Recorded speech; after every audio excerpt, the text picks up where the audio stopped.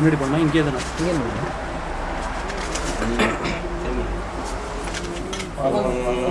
कर्मणान प्रजया धने त्यागे नैके अमृतत्वम् नेत्र रमणीय गात्र सीता कल्याण वैभो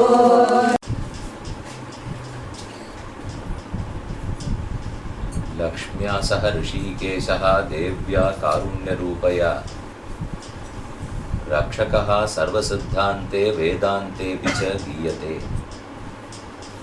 இந்த ஸ்லோகம் லக்ஷ்மி தந்திரம் என்னும் பிரமாணத்தில் உள்ளது. பகவான் ஸ்ரீமன் நாராயணன் ரட்சிக்கிறார். எப்போதும் அவனோட கூடவே இருந்து மகாலட்சுமி பெருமானை ரட்சிக்கும்படி செய்கிறாள்.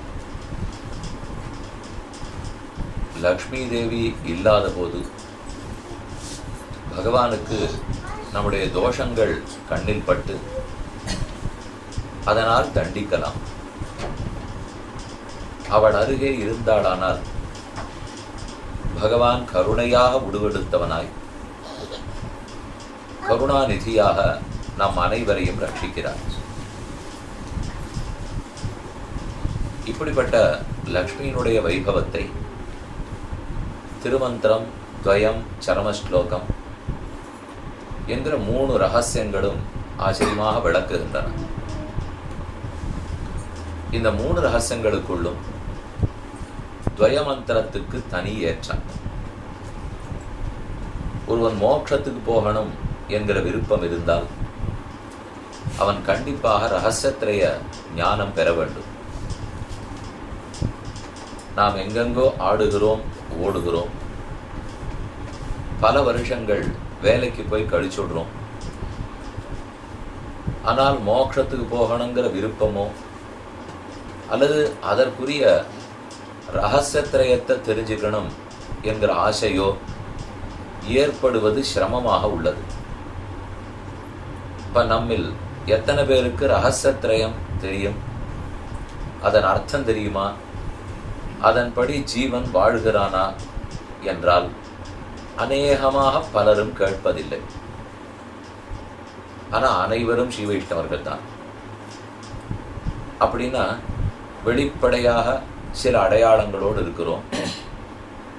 ஆனால் உள்ளூர நமக்கு சாந்தி ஏற்படணும், பயம் விலக வேண்டும், நிம்மதி நிலைக்க வேணும்னு சொன்னால் அதற்கு குறுக்கு வழியில் எந்த மருந்தும் தேட முடியாது. அதற்கு ஒரே வழி பூர்வாச்சாரிய உபதேசங்களை கேட்பது, அவர்கள் சொல்லியிருக்கிற ஆச்சரியமான வியாக்கியானங்கள், ரகசியத்திரயத்துக்கும் இருக்கிற வியாக்கியானத்தை அனுபவிப்பது. இதை தெரிந்த பிற்பாடு மெதுமெதுவே மனத்தில் அதை சிந்திக்கிறோம். அந்த சிந்தனம்தான் நம்மிடத்தில் ஒரு புரிதலை, ஒரு சிறந்த ஆனந்தத்தை கொடுக்கும். அந்த ஆனந்தம் எப்படி இருக்குங்கிறதை அனுபவித்து பார்த்தால் தான் தெரியும். சொன்னால் புரிய போவதில்லை. ஆனால் ஒன்று சொல்லலாம், அனுபவித்தா தான் அந்த ஆனந்தம் தெரியும், அனுபவியுங்கூட என்று தான் கேட்டுக்கொள்ள முடியும். ஓரொரு ஜீவனும் சுதந்திரம். மற்ற பேர் சொல்லித்தான் அவன் கேட்பங்கிறது இல்லை.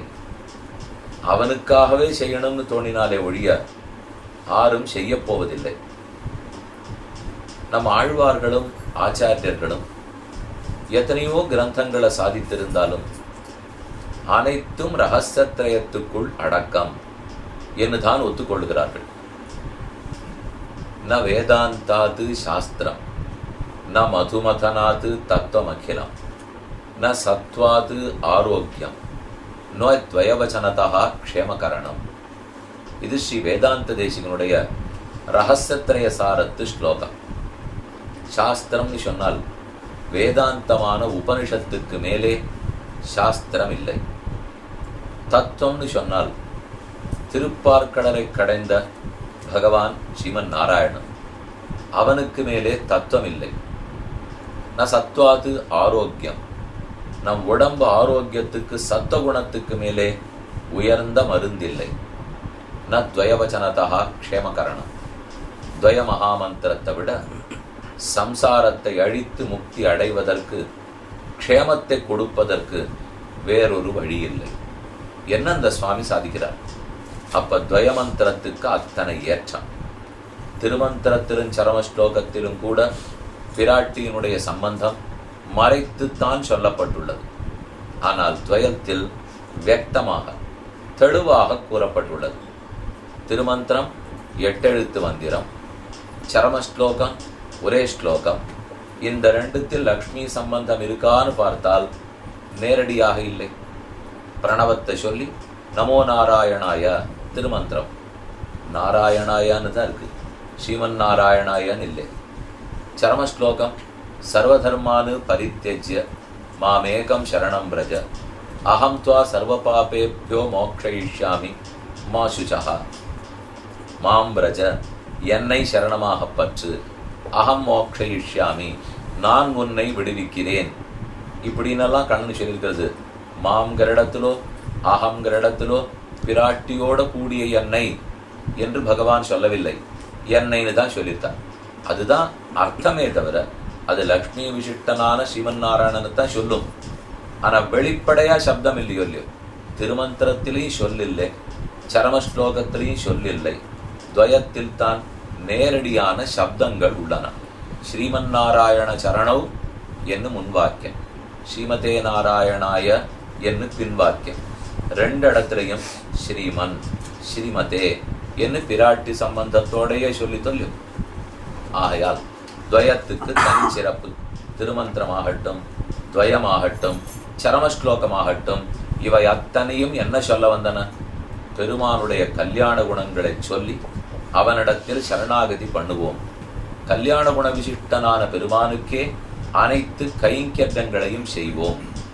இதுதான் துவயம் நமக்கு சொல்லிக் கொடுக்கிறது. நாராயணாங்கிற சப்தத்துக்கு அர்த்தமே எத்தனையோ குணங்கள். மறுபடியும் நாராயணாயான்னு சொல்லச்சே குணங்கள். குணங்களை வியக்தமாக கூறி குணமுடையவனிடத்தில் சரணாகதி பண்ண வேணும், குணமுடையவனுக்கு கைங்கரியம் பண்ண வேண்டும் என்னுதான் பூர்வ வாக்கியம் உத்தர வாக்கியம் ரெண்டுமே சொல்றது. அப்ப நாராயணனுக்கு கைங்கரியம்னா என்ன அர்த்தம்? இன்னென்ன குணங்களோட கூடிய நாராயணனுக்கு சரணாகதி, இன்னென்ன குணங்கள் படைத்த நாராயணனிடத்தே கைங்கரியம். அது என்ன குணம், இது என்ன குணம்? சரணாகதி பண்றோம்னு சொன்னால் அப்ப என்னென்ன குணத்தோட இருக்கிறவரிடத்துல பண்ண போறோம். கைங்கரியம் பண்றோம்னு சொன்னால் என்ன குணத்தோட இருக்கிறவருக்கு கைங்கரியம் பண்ண போறோம் என்பதுதான் துவயத்தினுடைய முக்கியமான விளக்கம்.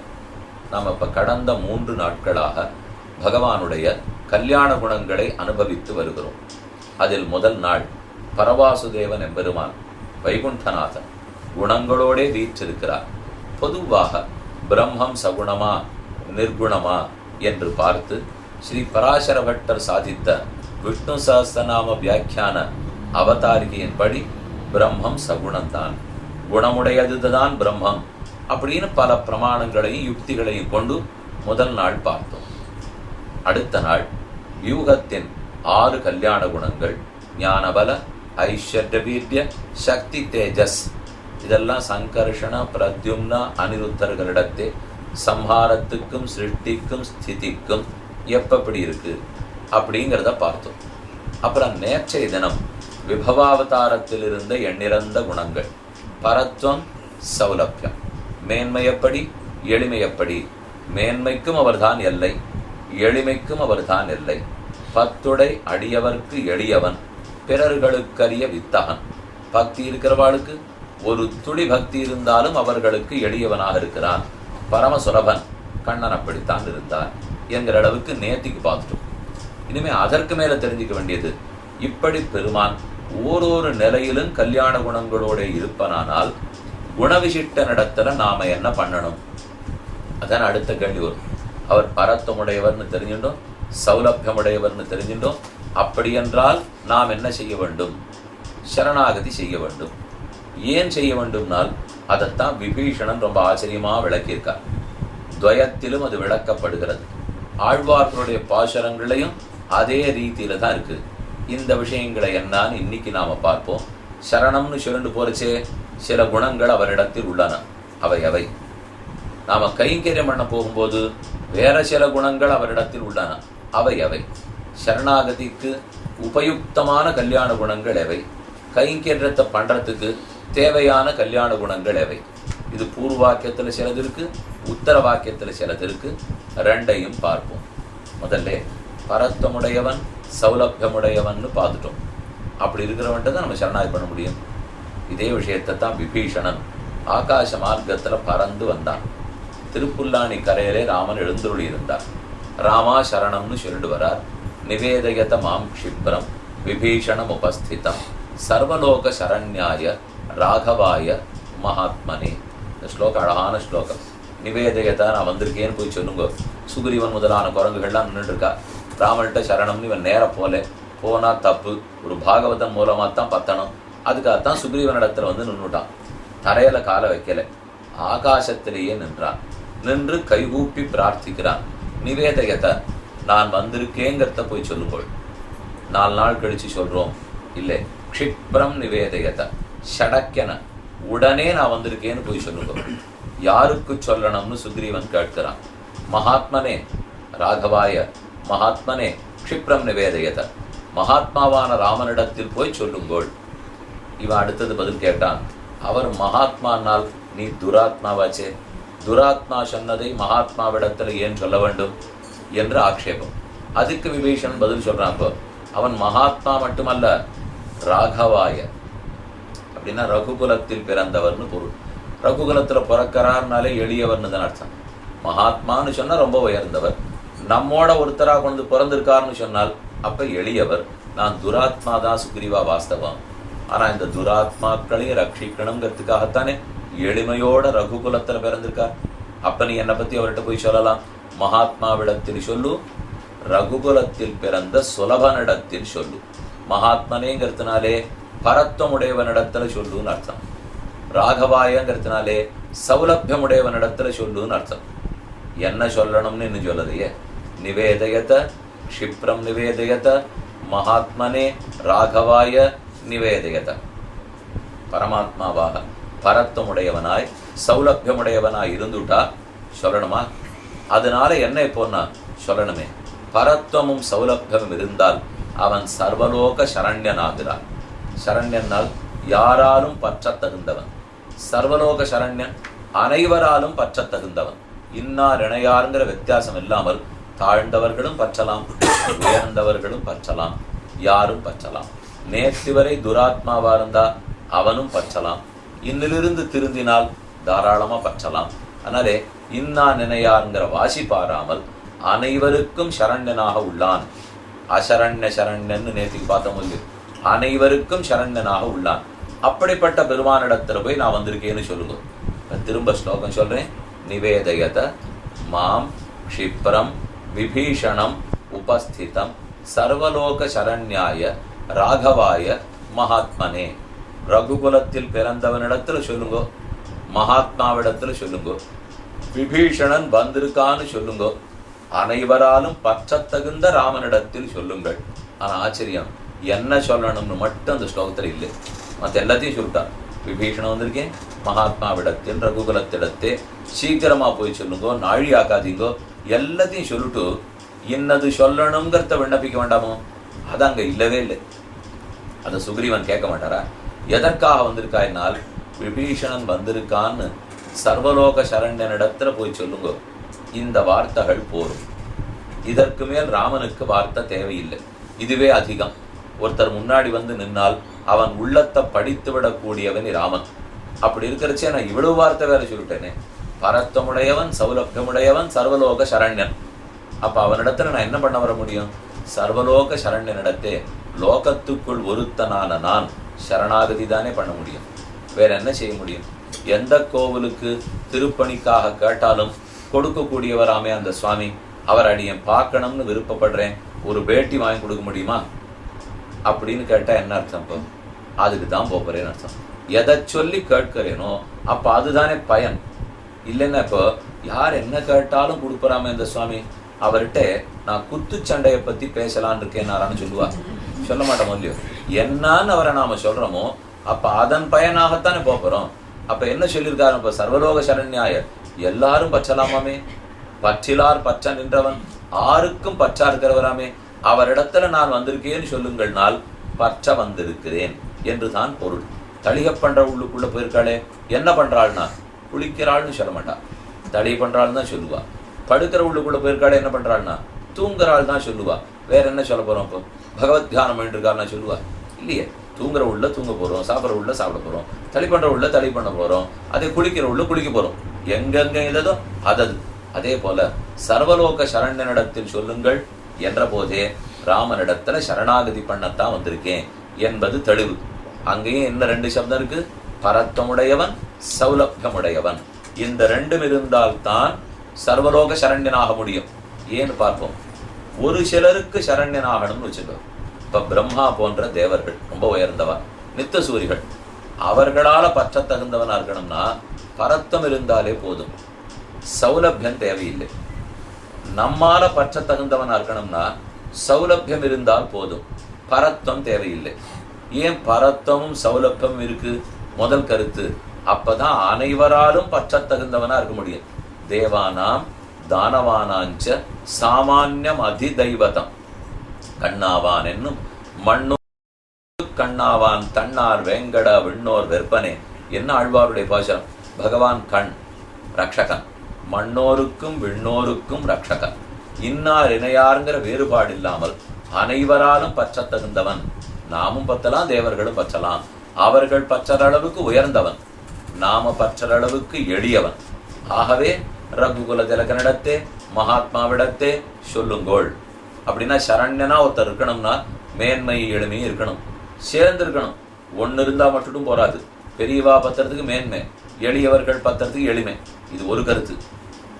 இன்னொரு கருத்து, பெரியவன் பற்றுவதற்கும் மேன்மை எளிமை 2 வேணும், எளியவன் பற்றுவதற்கும் மேன்மை எளிமை 2 வேணும். எதற்கு? பெரியவாளுக்காக மேன்மை மட்டும் இருந்தா போராதான்னா போராதே.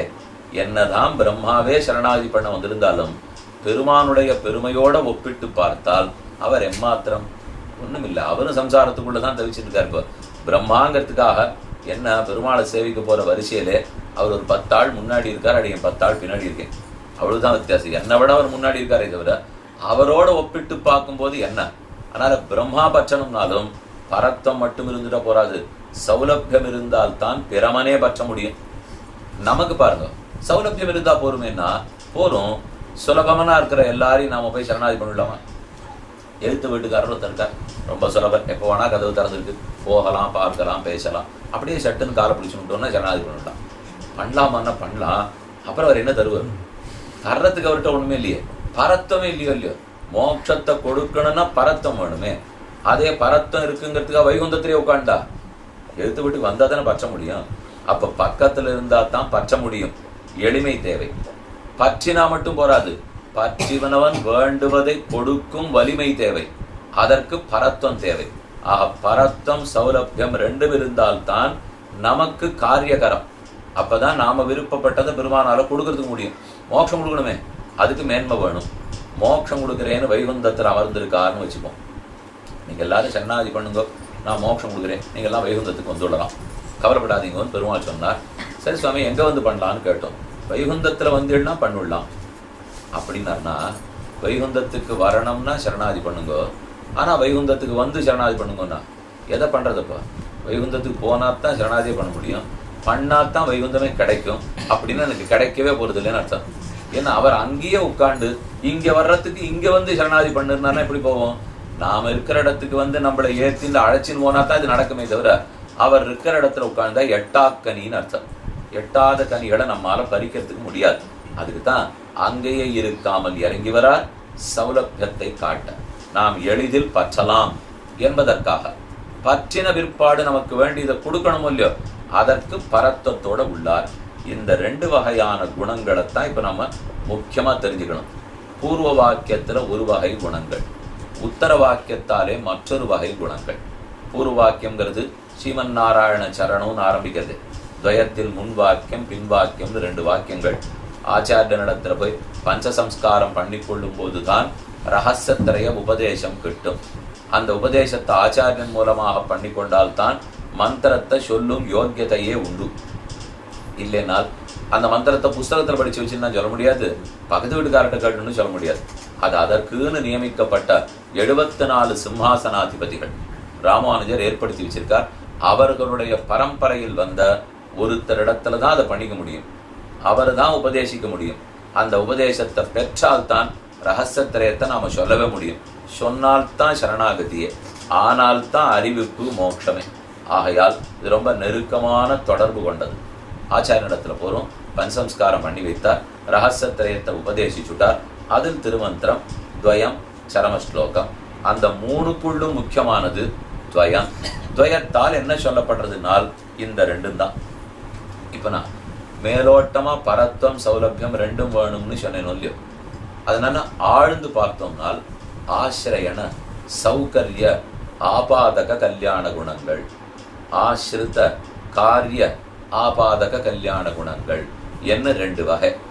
ஆசிரியனத்துக்கு சௌரியமா இருக்கணும். நாம ஒரு காரியத்தை பண்ணணும்னால் அது சௌரியமா இருக்கணுமோ இல்லையோ, அதுக்குன்னு சில பண்புகள்லாம் தேவை. சௌரியமா இருந்தது சுவாமி, ஆனா பிரயோஜனமே இல்லை, அதுவும் பயன் இல்லையே. பண்றதுக்கு சௌரியமா இருக்கணும், ஆனா பண்ணினத்தினால பிரயோஜனமும் நன்னா இருக்கணும். நம்ம காரியம் பிரயோஜனவத்தாக பயனுள்ளதாகவும் ஆகணும் இல்லையோ. அப்ப ஆசிரியனத்துக்கு பெருமான நாம ஆசிரியத்துக்கிறதுக்கு சௌரியமா இருக்கிறதுக்கு அவர்கிட்ட என்னென்ன குணங்கள் இருக்கு, அது ஒரு சில. அதுக்கப்புறம் சரணாகதி பண்ணின பிற்பாடு நம்ம கேட்டதை கொடுக்கறதுக்கு, நம்ம காரியத்தை நடத்தி முடிக்கணும் இல்லையோ, அதற்கு அவரிடத்தில் என்னென்ன இருக்கிறது, வேறு சில. அந்த சிலை என்ன, இந்த சிலை என்ன என்ன இது முதல்ல நாம பிரிச்சு பார்ப்போம். ஆசிரியன சௌகரிய ஆபாதக கல்யாண குணங்கள், ஆசிரியிக்கிறதுக்கு சௌரியமா இருக்கிற பண்புகள். அப்புறம் ஆசிரித்த காரிய ஆபாதக கல்யாண குணங்கள், ஆசிரியத்தவனுடைய காரியத்தை நடத்தி கொடுக்கணும் இல்லையோ, அதை நடத்துகிற பண்புகள். முன்வாக்கியம் சரணாகதி பண்ணச்சே ஆசிரியனத்துக்கு சௌரியமா இருக்கிற குணங்கள் இருக்கு. பின்வாக்கியத்துல கைங்கரியத்தை பிரார்த்திக்கிறச்சே ஆசிரியத்தனுடைய காரியத்தை நடத்துகிறதுக்கு வேண்டிய குணங்கள் உள்ளன. இந்த 2ம் எவை எவை, அந்த 2ம் எவை எவைன்னு பார்க்கணும். அந்த 2ஐயும் யார் தூண்டி விடுறான்னு பார்க்கணும். இந்த குணங்கள்லாம் பகவானிடத்தில் இருக்கு, ஆனா நீரு போத்த நெருப்பு போல இருக்கு. அவர் நாராயணன். நாராயணன்ற சப்தத்திலிருந்து முக்கியமான 2 குணங்கள் முதல்ல புரியும், அதை சொல்றேன். அதுக்கப்புறம் இன்னொரு 4 குணங்கள் தெரிஞ்சுக்கணும், சொல்றேன். அதுக்கப்புறம் அடுத்த வரியில இருக்கிற நாராயணாயாங்கிறதுல வேறொரு 4 குணங்கள் தெரிஞ்சுக்க போறோம், அதையும் சொல்றேன். அதனுடைய விரித்துரைத்தால் சரம ஸ்லோகத்தில் இருக்கிற மாங்கிற சப்தத்தின் பொருள் ஒரு 4 குணங்கள், அகங்கிற சப்தத்தின் பொருள் வேறொரு 4 குணங்கள். இப்ப இதையும் அதையும் சேர்த்து பார்த்தோம்னால் இந்தந்த குணங்கள் என்னன்னு தெரிஞ்சு போடும். திருமந்திரத்தில் இருக்கிற நாராயண நாமம் அதை எழுதி வச்சுக்கணும். நமோ நாராயணாயாங்கிற இடத்துல நாராயண நாமம் இருக்கும் இல்லையா, திருமந்திரத்தில் இருக்கிற நாராயண நாமம். அப்புறம் துவயத்தில் இருக்கிற ஸ்ரீமன் நாராயண, ஸ்ரீமதே நாராயண, இந்த நாமங்கள். அப்புறம் சரமஸ்லோகத்தில் இருக்கிற மாம் அகம், இந்த எல்லா சப்தங்களை மட்டும் மனசுல வச்சுப்போம். திருமந்திரத்தில் இருக்கிற நாராயண, துவயத்தில் இருக்கிற ஸ்ரீமன் நாராயண, ஸ்ரீமதே நாராயணாய, சரமஸ்லோகத்தில் இருக்கிற மாம் அகம். சர்வதன்மான் பரித்யஜ்ய மாமேகம் சரணம் பிரஜ அகம் துவா சர்வபாபேப்யோ மோக்ஷயிஷ்யாமி. இப்போ இந்த சப்தங்கள்லாம் பெருமான சொல்ல வந்த சப்தங்கள் தானே. நாராயண, ஸ்ரீமன் நாராயண, ஸ்ரீமதே நாராயணாய. மாம்னா நான் தான் அர்த்தம், அவர் தன்னைத்தானே தொட்டு சொல்லிக்கிறார். மாம்னாலும் அவரைத்தான் குறிக்கும், அகம்னாலும் அவரைத்தான் குறிக்கும். இந்த சப்தங்கள் மட்டும் பெருமானை குறிக்கும் சொற்கள். இந்த சப்தங்களால் அவருடைய என்னென்ன பண்புகள்லாம் தெரிய வர்றது அப்படிங்கிறது தான் இப்ப முக்கியம். அந்தந்த குணம் இருந்தால்தான் நம்மால சரணாகதி பண்ணி மோட்சத்துக்கு போறதுக்கே முடியும். அந்த குணம் இன்றி இருந்தால் நாம் மோட்சம் அடையவே மாட்டோம். இப்போ பொதுவா நாராயணங்கிற நாமத்தை எடுத்துக்கோம், அது என்னென்ன குணங்களை சொல்லும். அந்த சப்தத்தை பிரித்தோம்னால் நாரங்களுக்கு அயனம் நாராயணம் இன்னுதான் தேரும். நாராயணம் அயனம் யஹ சஹ நாராயண. நாரங்களுக்கெல்லாம் இருப்பிடம். நாரம் ஆறு தெரியுமா, நம்ம எல்லாரும் தான். பகவானை தவிர்த்த மற்ற அத்தனையின் நாரங்கள். அந்த நாரங்களுக்கெல்லாம் பகவான் இருப்பிடமாக உள்ளார். அப்படின்னா இதை தூக்கி பிடித்த வச்சுன்னு வச்சுங்க, இதன் இருப்பிடம். இந்த கை இருப்பிடம், இது தாங்கப்படுகிறது, இதுக்கு இது இருப்பிடம். இதான் அயனம், இதான் நாரம். என்ன ஞாபகம் வச்சுக்கணும், இந்த நாரத்துக்கு இது அயனம், இது இதுல இருக்கு. அதே போல இந்த பிரபஞ்சம் அத்தனையும் பகவான்கிட்ட இருக்கு. நாரங்களெல்லாம் அவனை ஆசிரியத்திருக்கும், அவனை இருப்பிடமாக கொண்டிருக்கும். இதனால நமக்கு என்ன தெரிய வருது? எல்லாம் ஒருத்தர் இடத்துல இருக்கு அப்படின்னு நான் வெறும் சொத்து பொட்டி வச்சுருக்க மாதிரி சொல்லல. அத்தனையும் அவர் தான் தாங்குறாருன்னு அர்த்தம். நாம நம்ம கிட்ட ஒரு பொருள் இருக்குன்னு சொன்னா அது ஒரு இடத்துல இருக்கும், நம்ம ஒரு இடத்துல இருக்கோம். நம்மளுடைய எல்லா பொருட்களையும் நம்மள கையிலே தூக்கிட்டு இருக்குமாண்ணா? அப்படி இல்லையே. நம்ம உடம்பால நம்ம தாங்கலையே.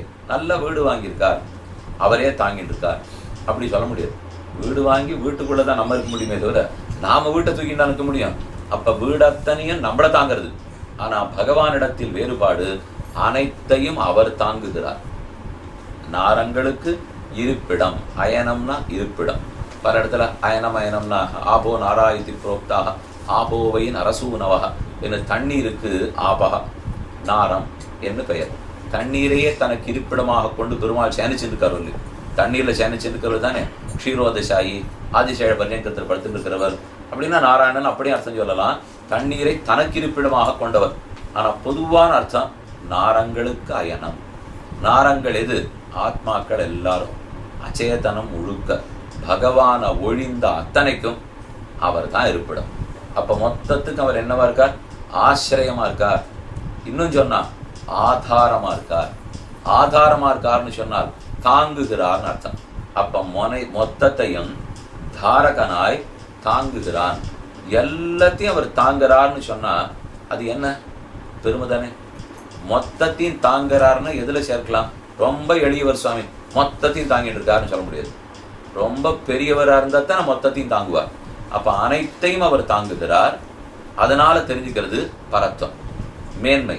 மொத்தத்தையும் அவர் தான், அவர் தன் திருமையால தாங்குறாருன்னா அப்ப தாரகத்துவம் சொல்லப்படும். தாரகத்துவம் தாங்கும் தன்மை, ஆதாரத்துவம் எல்லாத்துக்கும் ஆதாரமாக இருக்கும் தன்மை. இதனால் பரத்வம் சொல்லப்பட்டது, மேன்மை தெரியுது. இன்னொரு பக்கம் பாருங்க, நாரங்களை தனக்கு இருப்பிடமாக கொண்டவர். நாரங்களுக்கெல்லாம் இருப்பிடம்னு முதல்ல பார்த்தோம். அடுத்தது நாராகா அயனம் யஸ்ய சஹா நாராயணா.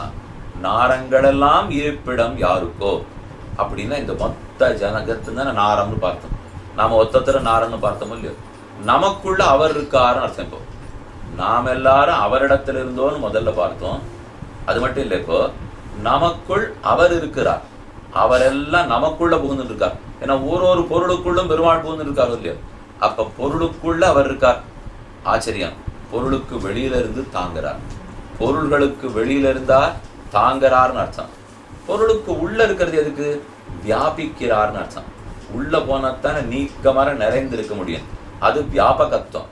வியாபகத்துவம் பகவான் அனைத்திடத்திலும் நிறைந்திருக்கிறது. கீழே என்ன பார்த்தோம்? எல்லாத்துக்கும் ஆதாரத்துவம், மொத்தத்துக்கும் தாரகத்துவம். தாங்கறார்ங்கிறது கீழே பார்த்த அர்த்தம். உள்ளே புகுந்து வியாபிக்கிறார்ங்கிறது இப்ப சொன்ன அர்த்தம். இந்த ரெண்டுத்தினால என்ன லாபம்?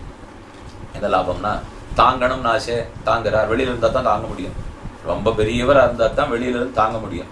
ஆனா தாங்கிட்டே இருக்கிறவ எல்லாரும் ஒண்ணு சொன்னா நம்ம கேட்போம்னு நினைக்க முடியாது. எல்லா இடத்துலயும் இருக்கு ஆகாசம். அதை தான் சொன்னதுன்னா நம்ம கேட்போமா? அது சொல்றதும் இல்லை, நம்ம கேட்கறதும் இல்லை. அப்ப ரொம்ப பெரியது ஆகாசம். ஆனா அது ஒண்ணு நம்மளை சொல்லாது, நம்ம ஒண்ணும் கேட்க மாட்டோம். பகவான் ரொம்ப பெரியவர், மொத்தத்தையும் தாங்குறார். ஆனா ஒன்னும் சொல்ல மாட்டாரான்னா உட்புகுந்து நியமிக்கிறார். அதுக்கு தான் நியந்திருத்வம்னு சொல்லுவார்கள். அந்தர்யாமித்வம், நியந்திருத்வம், வியாபகத்துவம், தாரகத்துவம், ஆதாரத்துவம். இது இத்தனை இப்ப தெரிஞ்சு போச்சு இல்லையா? ஒரு விஷயத்தை புரிஞ்சுக்கிறதுக்குள்ள எத்தனை குணங்கள் வந்துடுறது? அனைத்து அவரிடத்துல இருக்கு, மேன்மை. அனைத்துக்குள்ளேயும் அவர் இருக்கார், எளிமை.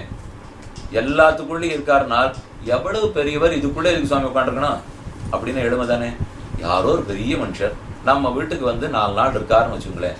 எதுக்கு இப்ப அவர் வந்து நம்ம வீட்டுக்குள்ள இருக்கணும்? யாரோ பெரிய பெரிய வித்வான்கள்லாம் எழுந்துள்ளி இருந்தா, அடியேன் ஏழை, ஒண்ணும் இல்லாதவன், ஆனா அந்த சுவாமி வந்திருக்கிறச்ச நம்ம கிட்ட இருக்காருன்னு சொன்னால் எளிமையை காட்டும். அதே நாம போய் அத்தனை உலகம் முழுக்க அவரை போய் பச்சலாம். காஞ்சி சுவாமி எழுந்துள்ளி இருந்தார், உத்தமூர் சுவாமி எழுந்துள்ளி இருந்தார், யார் அவளை போய் பச்சலாம்னா பெருமை. அந்த சுவாமி நம்ம குடிசைக்கு வந்து எழுந்துள்ளி இருப்பார்னா எளிமை. பெருமை, எளிமை, இந்த ரெண்டும் தான் நாராயண நாமத்துக்கே அர்த்தம். நாராயணங்கிற சப்தமே என்ன சொல்றது? நாரங்களுக்கு அயனம்ங்கிறதுனால் பெருமை. நாரங்களை இருப்பிடமாக கொண்டவன் என்றபடியால் எளிமை. அப்ப நாரத்துக்குள்ள பெருமாள் புகுந்திருக்கார். உள்ள புகுந்திருக்கார்னா அந்தர்யாமித்துவம். வியாபகத்துவம், வெளியில இருக்காருன்னு சொன்னா தாரகத்துவம், ஆதாரத்துவம். இத்தால் பரத்துவமும் சௌலபியமும் சொல்லப்பட்டது. இன்னொரு விதத்தை பாருங்க, நமக்குள்ள பெருமாள் இருக்காருன்னு சொன்னா முதல்ல இந்த அழுக்க பொறுத்துன்னு இருக்காரு. எத்தனை எளியவரா இருக்கணும். உள்ள இருக்காருன்னா எலும்பு, சீசதை, மஜ்ஜை எல்லாம் ஒரே ரத்தம், மாம்சம், துளி இதெல்லாம் உள்ள இருக்கு. இப்போ அப்ப அதுக்குள்ள பெருமாள் இருக்காருன்னு சொன்னா எவ்வளவு பொறுத்துட்டு இருக்கணும் அவர். அதுவே சௌலபியத்தை தானே சொல்லும். அப்ப உள்ள இருக்காருன்னு சொன்னா எளிமை, எல்லாத்தையும் தாங்குறாருன்னு சொன்னா பெருமை. இந்த எளிமையும் பெருமையும் உள்ளவன் பகவான். இது நாராயண நாமத்துக்கு அர்த்தம். இப்பதான் கொஞ்ச நாள் முன்னாடி விபீஷனுடைய ஸ்லோகம் பார்த்தோம். சர்வலோக சரண்யனா யார் இருக்க முடியும்? ராகவன்கிறதுனால எளியவனா இருக்கணும், மகாத்மாங்கிறதுனால பெரியவனா இருக்கணும். அப்பதான் சர்வலோக சரண்யனா இருக்க முடியும். இப்ப திரும்ப என்ன பார்க்கிறோம்? நாராயண நாமத்துக்கு அர்த்தம் பெருமையும் எளிமையும். மிக பெரியவன் அனைத்தையும் தாங்குறார், ரொம்ப எளியவர் எல்லாத்துக்குள்ளும் இருக்கார். எப்ப திருத்தலாங்கிற ஆசையோடு இருக்கிறார். இது நாராயண நாமத்தின் பரத்துவம், சௌலபியம். ரொம்ப பெரியவர் பெருமாள். ஆனால் அந்த குணம் அத்தனை பளிச்சு நிற்கா? இல்லை. எல்லாம் நீரு பூத்த நெருப்பு போலே கணகணத்து கொண்டிருக்கும். தணல் நன்னா இருக்கு, ஆனா மேல சாம்பல் மூடி நுடுத்துன்னு வச்சுக்கோ, அது வெளியில தெரியாது. முணு உள்ள இருக்குமே தவிர சாம்பலை தட்டினத்தானே உள்ள இருக்கிற நெருப்பு பளபளான்னு வெளியில வரும். அதே போல பெருமானிடத்துல இத்தனை குணங்கள் இருக்கு. பரத்தம் இருக்கு, சௌலபியம் இருக்கு, ரொம்ப சுலபரா இருக்கார், வத்சலனா இருக்கார், சுசீலனா இருக்கார். ஆனால் இது இத்தனை குணங்களுமே ஏதோ இன்னொரு குணம் போட்டு மூடி நுடிச்சு நன்னத்தான் இருந்தார். ஆனா ஏனோ அவருக்கு வேற ஒரு குணம் இதை மூடுறது. அதுதான் கோபமும் சுவாதந்திரியமும். பெருமானுக்குன்னு இருக்கிற செருக்கு, யாரும் தன்னை கேள்வி கேட்க முடியாதுங்கிற செருக்கு. யார் கேட்பாரு? நிரங்குஷ சுதந்திரன்னு சொல்றோம். அப்படின்னா அங்குஷமிட முடியாத சுவாதந்திரியம்.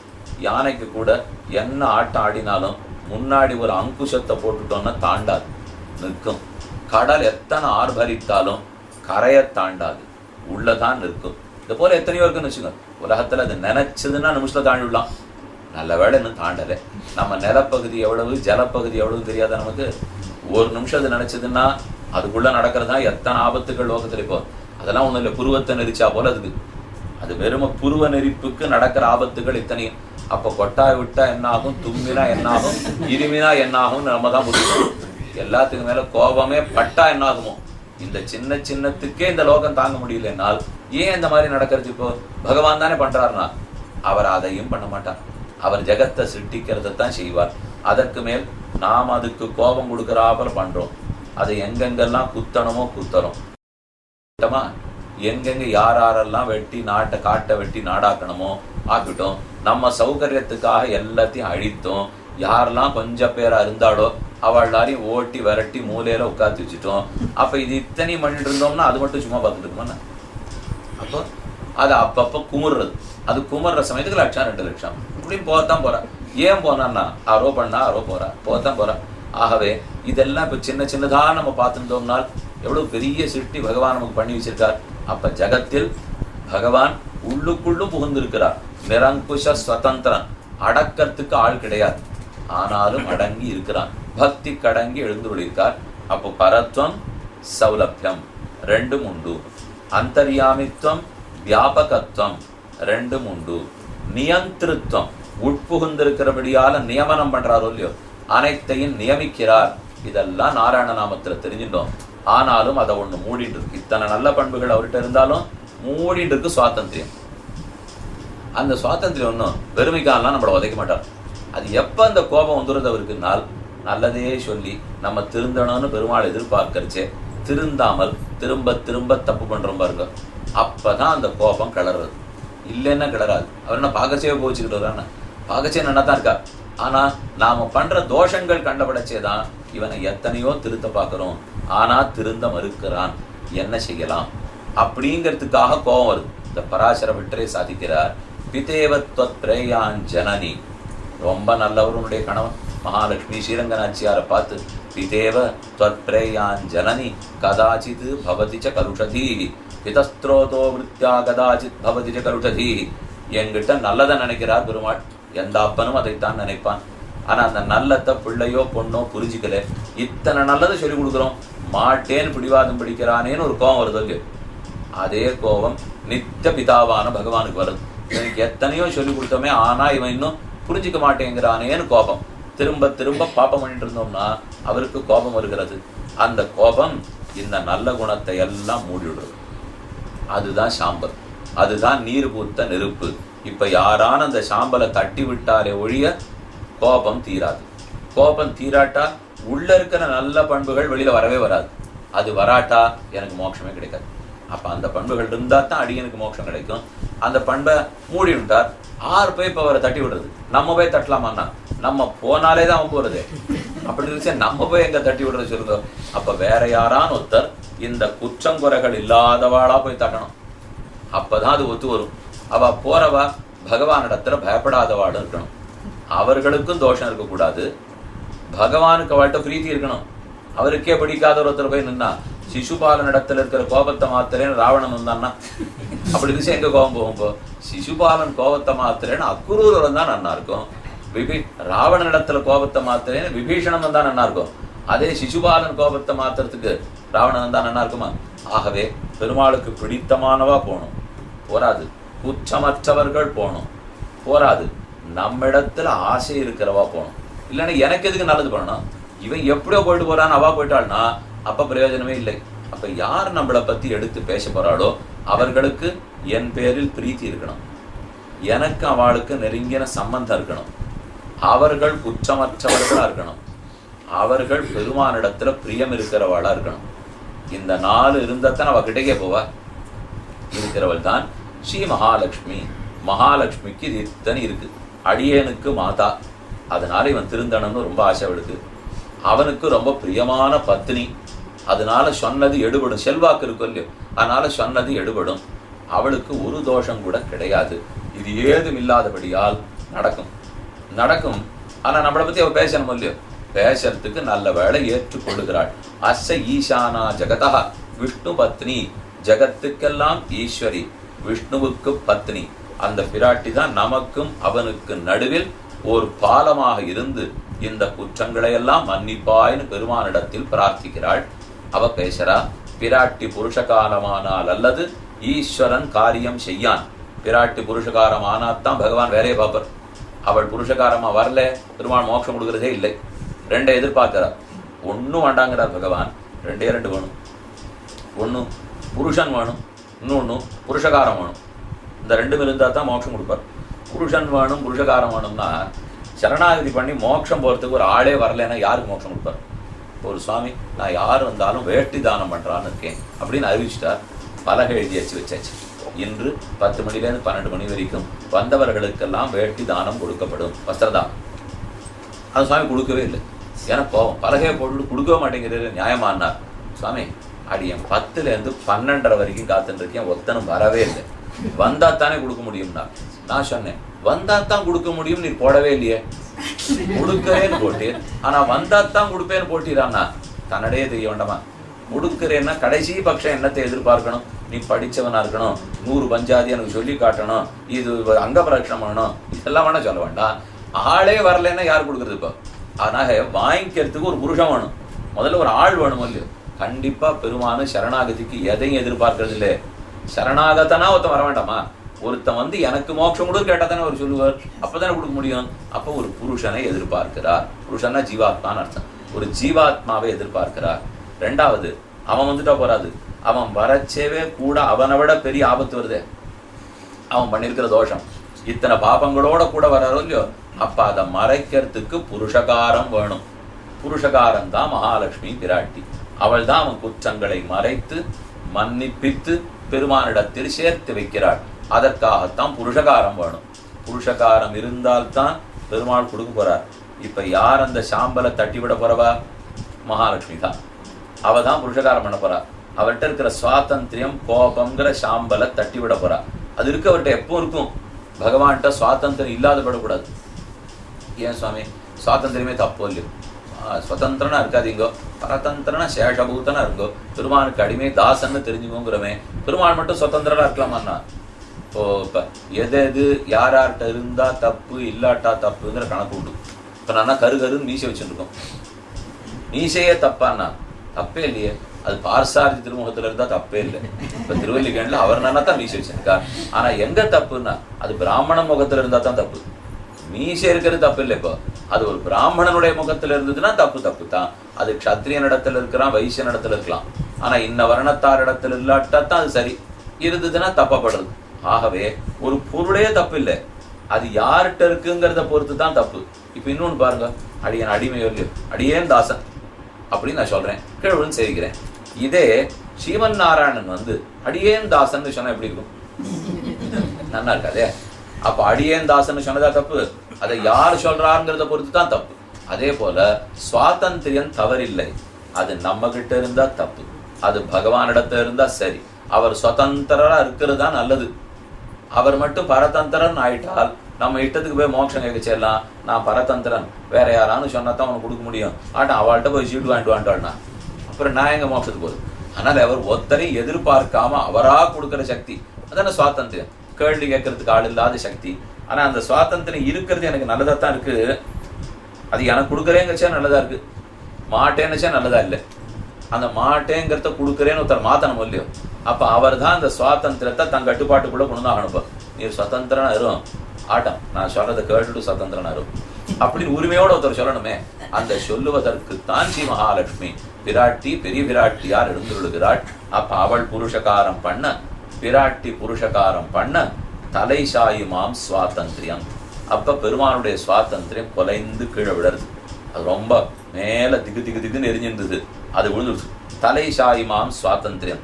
அப்ப சாம்பலை தட்டியாச்சு. இப்ப தலையெடுக்குமாம் கல்யாண குணங்கள், உள்ள இருக்கிற கனன்று கொண்டிருக்கிற குணங்கள் இப்பதான் வெளியில தெரியுது. தலையெடுக்குமாம் கல்யாண குணங்கள் அவையாவன வாத்சல்ய, சுவாமித்வ, சௌசீல்ய, சௌலபியங்கள். இந்த 4 பெருமானிடத்தே உள்ளேருந்து வெளியே ஒரு நீரூற்று போல வருகிற குணம். புதுசா வர்றதில்ல, இருக்கிறத மூடி இருந்தது. சாம்பல் மூடியே தட்டியாச்சு. போ சாம்பலை தட்டினதுக்காக புதுசா நெருப்பத்தை வைக்கணுமா இல்லையா? இருக்கிறது தானே, இருக்கிற சாம்பலை மூடிட்டு இருந்தது, இருக்கிற நெருப்பை மூடி இருந்தது, சாம்பலை தட்டியாச்சு. இப்ப பெருமானுடைய குணங்கள் மெதுவே புறப்படுகின்றன.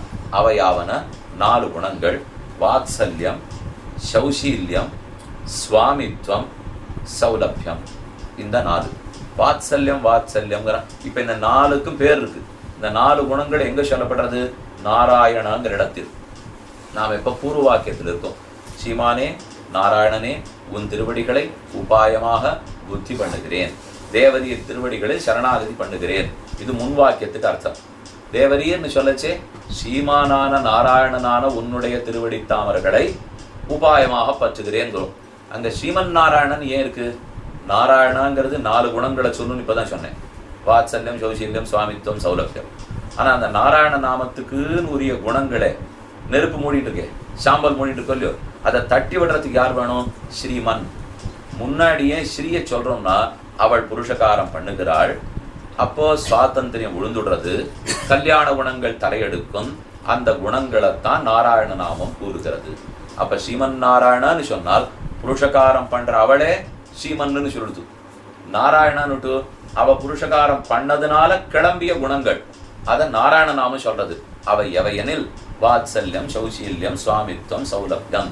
எதற்கு? இந்த 4ம் ஆசிரியனத்துக்கு சௌகரியமான குணங்கள். 2 பார்த்து வச்சிருக்கமே.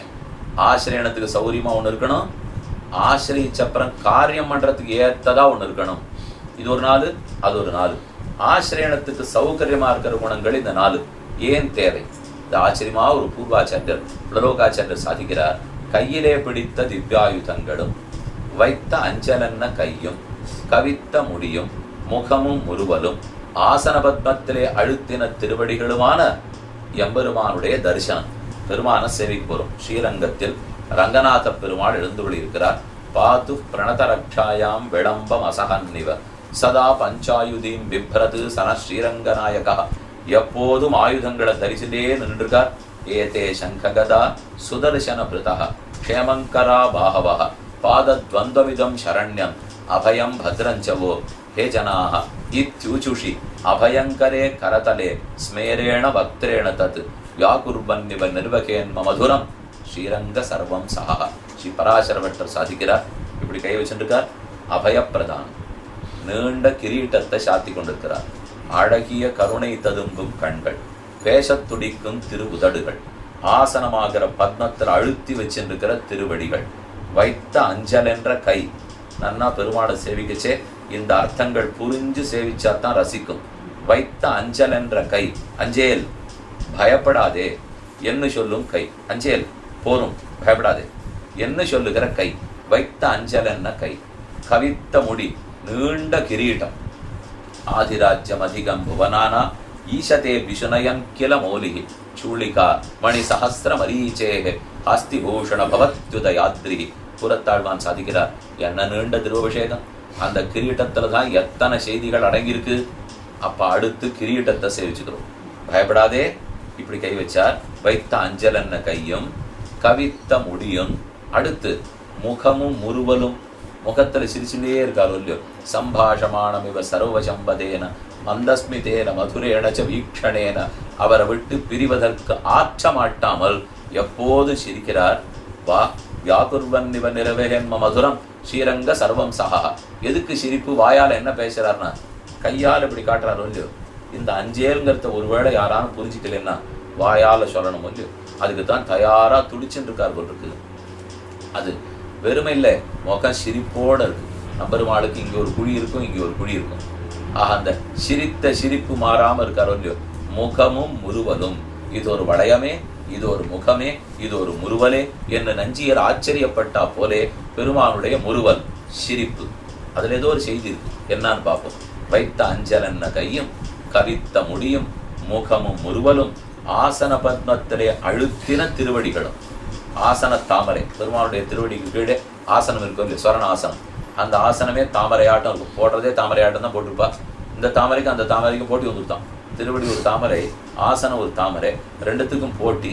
எதுக்கு இந்த ஆசன தாமரை எப்போ பார்த்தாலும் திருவடியை தூக்கிட்டே இருக்கு? போட்டியில தோத்து போச்சு. 2 பேருக்கு போட்டி. யார் ஜெயிக்கிறாளோ அவளை தோத்தவா எப்பவும் தலையில தூக்கிட்டு இருக்கணும். இதுதான் போட்டிக்கு முடிவு வச்சுனுட்டா. நடுவரை நிறுத்தி வச்சாச்சு. பார்த்தால தாமரை மலர்ந்தது. பெருமானுடைய திருவடி தாமரையும் நன்னா இருந்தது. 2 யார் ரொம்ப நேரத்துக்கு மலர்ந்திருக்கான்னு போட்டி. யார் இருப்பா? 12 ஆச்சு, கொஞ்சம் தாமரை வாடுறதுக்கு ஆரம்பிச்சது. 3 மணி ஆச்சு, சருகா வளர ஆரம்பிச்சது. ராத்திரி 9 ஆச்சு. சாயங்காலம் சூரியாஸ்தமனம் ஆன உடனே கூம்பியே படுத்து வளர்ந்தும் படுத்து கூம்பியும் படுத்து. ஆனா பெருமாள் திருவடி அப்படியே அப்பொழுது புதுமை மாறாம இருந்தது. அப்ப தாமரை தோத்து போச்சு, திருவடி தாமரை ஜெயித்தது. என்ன பேசி வச்சுருக்கா? போட்டிக்கு விதி, தோத்தவன் ஜெயித்தவனை தலையால வாழ்க்கை முழுக்க தூக்கணும். அதனாலதான் ஆசனபத்னம் பெருமானுடைய தாமரை அடிகளை எப்போதும் தூக்கி கொண்டு இருக்கின்றன. தாமரை ஆசன பத்மத்திலே அழுத்தின திருவடி தாமரைகளும். அந்த திருவடியும் சேவிச்சுக்கிறோம். இப்ப 4 இடத்துல 4 செய்தி காத்துட்டு. வைத்த அஞ்சல் என்ன கையும் கவித்த முடியும் முகமும் முறுவலும் ஆசன பத்மத்திலே அழுத்தின திருவடிகளுமான பெருமானுடைய வேஷம். இந்த திருமேனிலேருந்து என்ன தெரிஞ்சுக்கிறோம்? குத்தங்கண்டு வெறுவாமைக்கு வாத்சல்யம், காரியம் செய்யும் என்று துணிகைக்கு சுவாமித்வம், சுவாமித்வம் கண்டு அகலாமைக்கு சௌசீல்யம், கண்டு பத்துகைக்கு சௌலபியம். இந்த 4 குணங்களுக்கு 4 அர்த்தம் சொல்றார். இது எதுக்கு வச்சிருக்கார்? இந்த கை அப்படி வஞ்சேல்ங்கிறதுனால வாத்சல்யம்ங்கிற குணம் வெளிப்படும். முடி நீண்ட கிரீட்டத்தினாலே சுவாமித்வங்கிற குணம் வெளிப்படும். சிரிப்பு மாறாது இருக்காரே சௌசீல்யம் வெளிப்படும். திருவடிகளை அழுத்தி வச்சிருக்காரே சௌலபியம் வெளிப்படும். இந்த 4 இடத்துல இந்த 4 குணங்களை காட்டுறார். எதற்குன்னு அந்த சுவாமி சொல்றார்? குற்றங்கண்டு வெறுவாமைக்கு வாத்சல்யம். நாம சரணம்னு போற மொழியோ போகும்போது ஆசிரியனத்துக்கு சௌகரியமா இருக்கணும். அதெல்லாம் தான் இந்த 4மே. ஆசிரியக்கிறதுக்கு சௌகரியமா இருக்கிற குணம். முதல் வம்பு என்ன வரும்? நான் இத்தனை நாளா குற்றம் பண்ணினவனாச்சே, போக முடியுமா? இதெல்லாம் முதல் பயமே. எத்தனை தோஷம் வச்சிருக்கேன். இப்போ அந்த குற்றத்தை பார்த்தே இப்ப நல்ல புத்தி வந்துடுத்து. நேற்றுக்கெல்லாம் தீய புத்தியோட தப்பே பண்ணிட்டு இருந்தேன், அது மாறிடுத்து, நல்ல புத்தி வந்துடுத்து முடிவு பண்ணிட்டேன். ஆனா பயம் விடலையே. நேற்று வரைக்கும் தப்பாகத்தானே இருந்திருக்கேன். அப்ப இதோட போய் நின்னா குற்றத்தை பார்த்து தண்டிச்சுட்டார்னா இதுக்கு அதை விட தள்ளியே இருப்போமே என்று குற்றத்தை கண்டு இவன் பயப்படுறான். குற்றங்கண்டு வெறுவாமைக்கு வாத்சல்யம். கவலைப்படாதே, நான் வத்சலம். இப்ப அஞ்சேல்ங்கிறது எதுக்கு? குற்றத்தை கண்டு அஞ்சேல், பாபத்தை கண்டு அஞ்சேல், உன் கர்மங்களை கண்டு அஞ்சேல் நாம் இருக்கிறோம் என்னதான் இந்த வைத்த அஞ்சல் என்ன கை. குற்றங்கண்டு வெறுவாமை, வெறுவதெல்லாம் ஓடிபடுது. குற்றத்தை கண்டு ஓடிபடுவோம், பயப்படுறானோ இல்லையோ. குற்றங்கண்டு வெறுவாமைக்கு வாத்சல்யம். வாத்சல்யம்னால் அருளாட பெருமாள் பெருமானார் ரொம்ப ஆச்சரியமான ஒரு பாட்டுல சொல்றார். 40 10 50 பாட்டு. ஞானசாரம் பிரமேயசாரம்னு 2 அந்த சுவாமி பாடியிருக்கார்.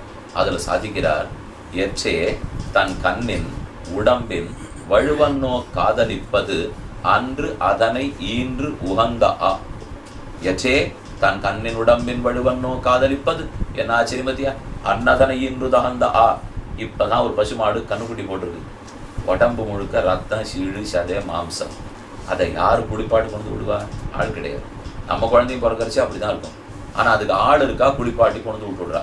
ஆனா ஆறு கண்ணுக்குட்டி குளிப்பாடுவா? இந்த தாய் பசு தன் நாவால் நக்கி நக்கி அழுக்க சுத்தம் பண்ற. அது ஏதான வெறுக்குமா, முகம் சுழிக்குமானா, தன் கண்ணின் உடம்பின் வழுவன்னோ காதலிப்பது. அதுக்கு அந்த அழுக்கு ரொம்ப பிடிச்சிருக்கு. அந்த அழுக்கையே நல்லதா எடுத்துக்கிறது இல்லையோ. எதனாலே? தன் கன்றுங்கிறதுனாலே, தன்னுடைய கண்ணுக்குட்டி தான் குட்டி போட்டிருக்கோங்கிறதுனாலே அந்த அழுக்கை ஏத்துக்கிறது இல்லையோ.